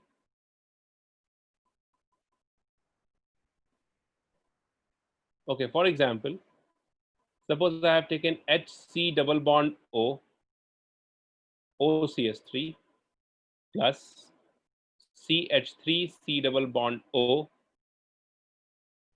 O C2H5. Yes, tell me the reagent here first of all.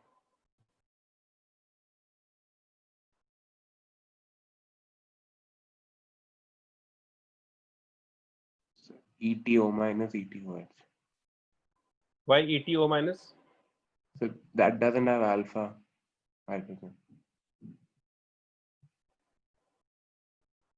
ETO minus has alpha hydrogen, you see. No, the other one doesn't have. Yes. So you have to Yes. take this one. So which one is the leaving group here? OCH3. OCH3 is the leaving OCH3. group. OCH3 is the leaving group, right? So whatever leaving group we have, corresponding to that will take the reagent and solvent. Are you getting my point? Yes, sir. Usually what happens, they won't change this. We'll have the same leaving group in both the molecules. But if they change this one, right, then we always take the reagent here corresponding to the leaving group. Leaving group is the ester which is getting attacked by the conjugate base. Like this one has alpha hydrogen. So base takes H plus from this, and this C minus attacks onto this carbon atom. This goes up, and when it comes back, this goes out as a leaving group. So leaving group is CS3O minus, hence the reagent here is CS3O minus and CS3OH. The product here is what? The product is H, C double bond O. Then this carbon will get attached. That is CH2, C double bond O, OC2H5. This is the product we get. The reaction is cross Claisen condensation because we are using two different molecules here, two different esters here. So, but isn't it possible because of this, the CH3O minus might attack the second thing and do SnAE? CS3O minus. Yes, sir. If this attacks the second compound. Yeah, that's what I said. If you have this one, then for cross Claisen, we'll consider this. But usually in the reaction, they won't change this OR and OR here. They'll give you the same molecule here. OCS3, OCS3. They won't change that to minimize that SnAE reaction. Okay, to minimize that. But we are considering here cross condensation. So don't consider here the attack of this onto this one, right? You can also think of that this will take this H plus and other reactions may be possible like we have here. But if you have, and instead of C2H5, you have CS3, then only this reaction possible.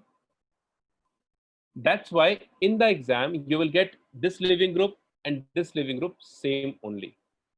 But here I'm talking about cross Claisen. So if you change this group also, then C2H5O minus we won't take, we'll take with respect to the leaving group, which is OCS3 minus. So that is the point I was trying to make. Okay. So here your question is correct, that if it is different, for example, OC2H5, then this may also attack onto this and gives you the another ester. Correct.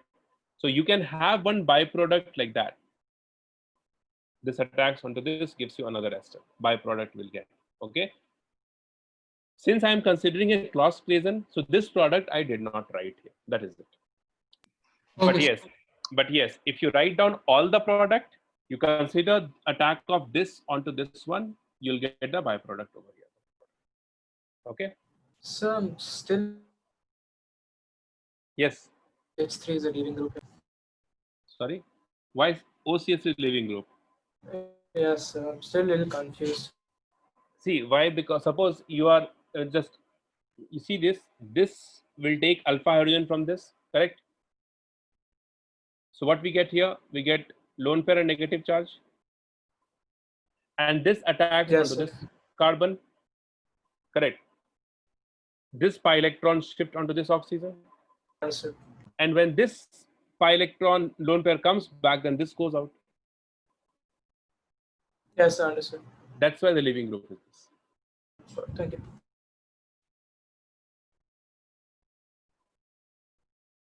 Okay, but in the exam you won't get this. OC2H5 and OCS3. If the different groups are there like this, for cross Claisen, we'll consider this with respect to the leaving group. All product if they ask you, then we'll get one ester also here. This one and this one. This one and this one. Ester also we get here. Okay. One last reaction in this you see, which we call it as intramolecular Claisen. Write down intramolecular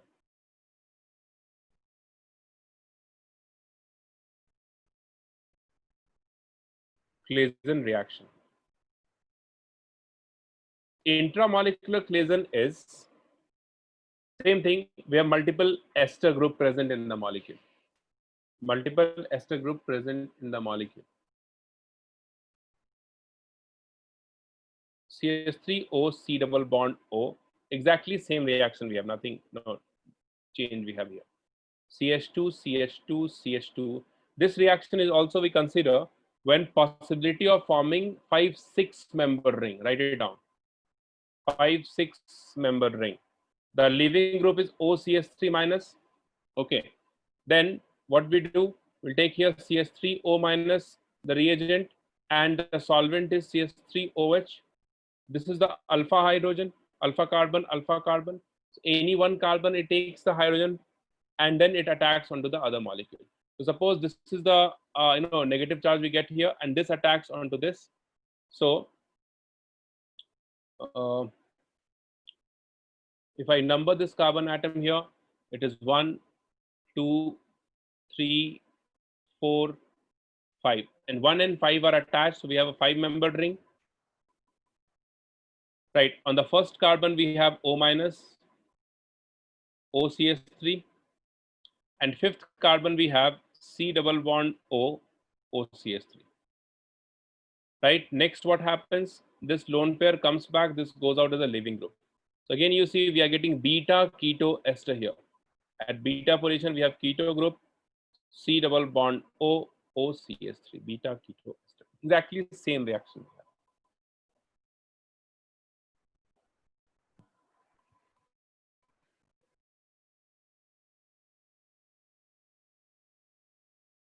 Understood?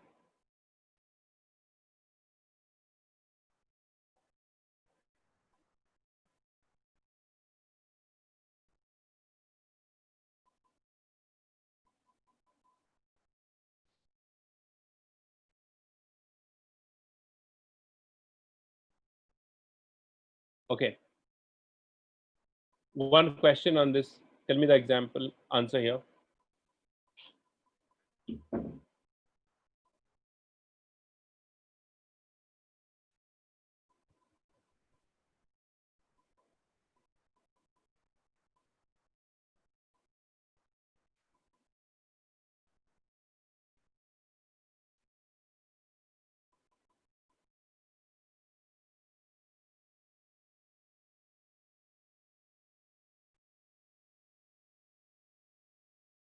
Product.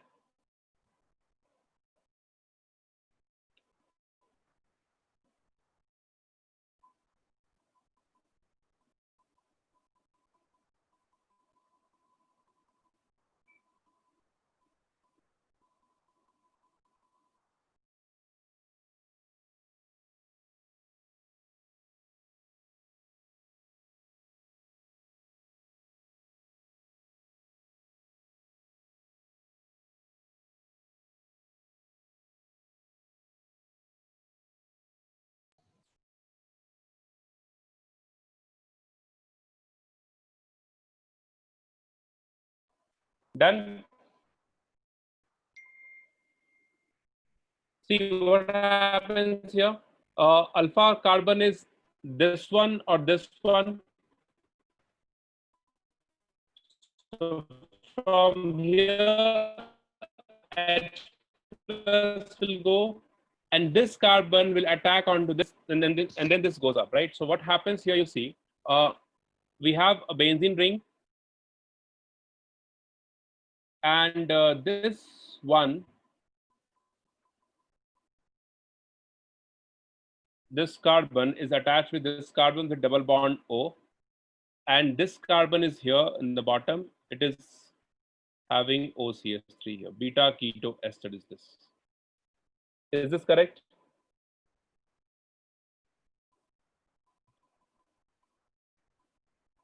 See what happens. You have one lone pair negative charge. This attacks onto this. This comes up, and when it goes back, this goes out as a leaving group. This carbon and this carbon attached with a double bond O, and this group is as it is here.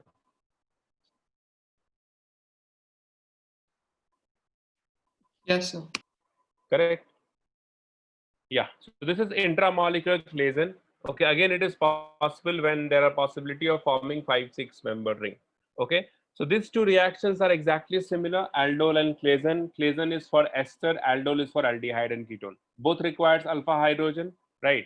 Aldol gives beta hydroxy aldehyde or ketone. Claisen gives beta keto ester. Okay, cross is when two different molecules we are taking. Self when same molecules we have, right? Intramolecular when multiple carbonyl group or multiple ester groups are present in the molecule, correct? So next class we'll start with another very important reaction of aldehyde ketone chapter, that is Kenny-Zaro reaction. Okay, just heading you write down Kenny-Zaro reaction. We'll start this next class. Okay. So could you go back to the previous slide once? Yeah.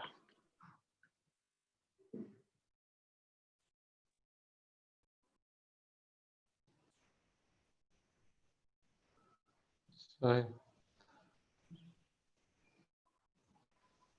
Yes. your voice is breaking. Just a second. Angular strain will be high in the smaller ring, 3 and 4 member. That's why it's not possible into that. We don't consider. 5 member we can consider.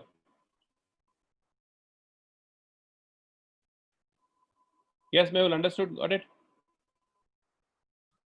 Yes, sir. Ruchi, done? So done, sir. Okay.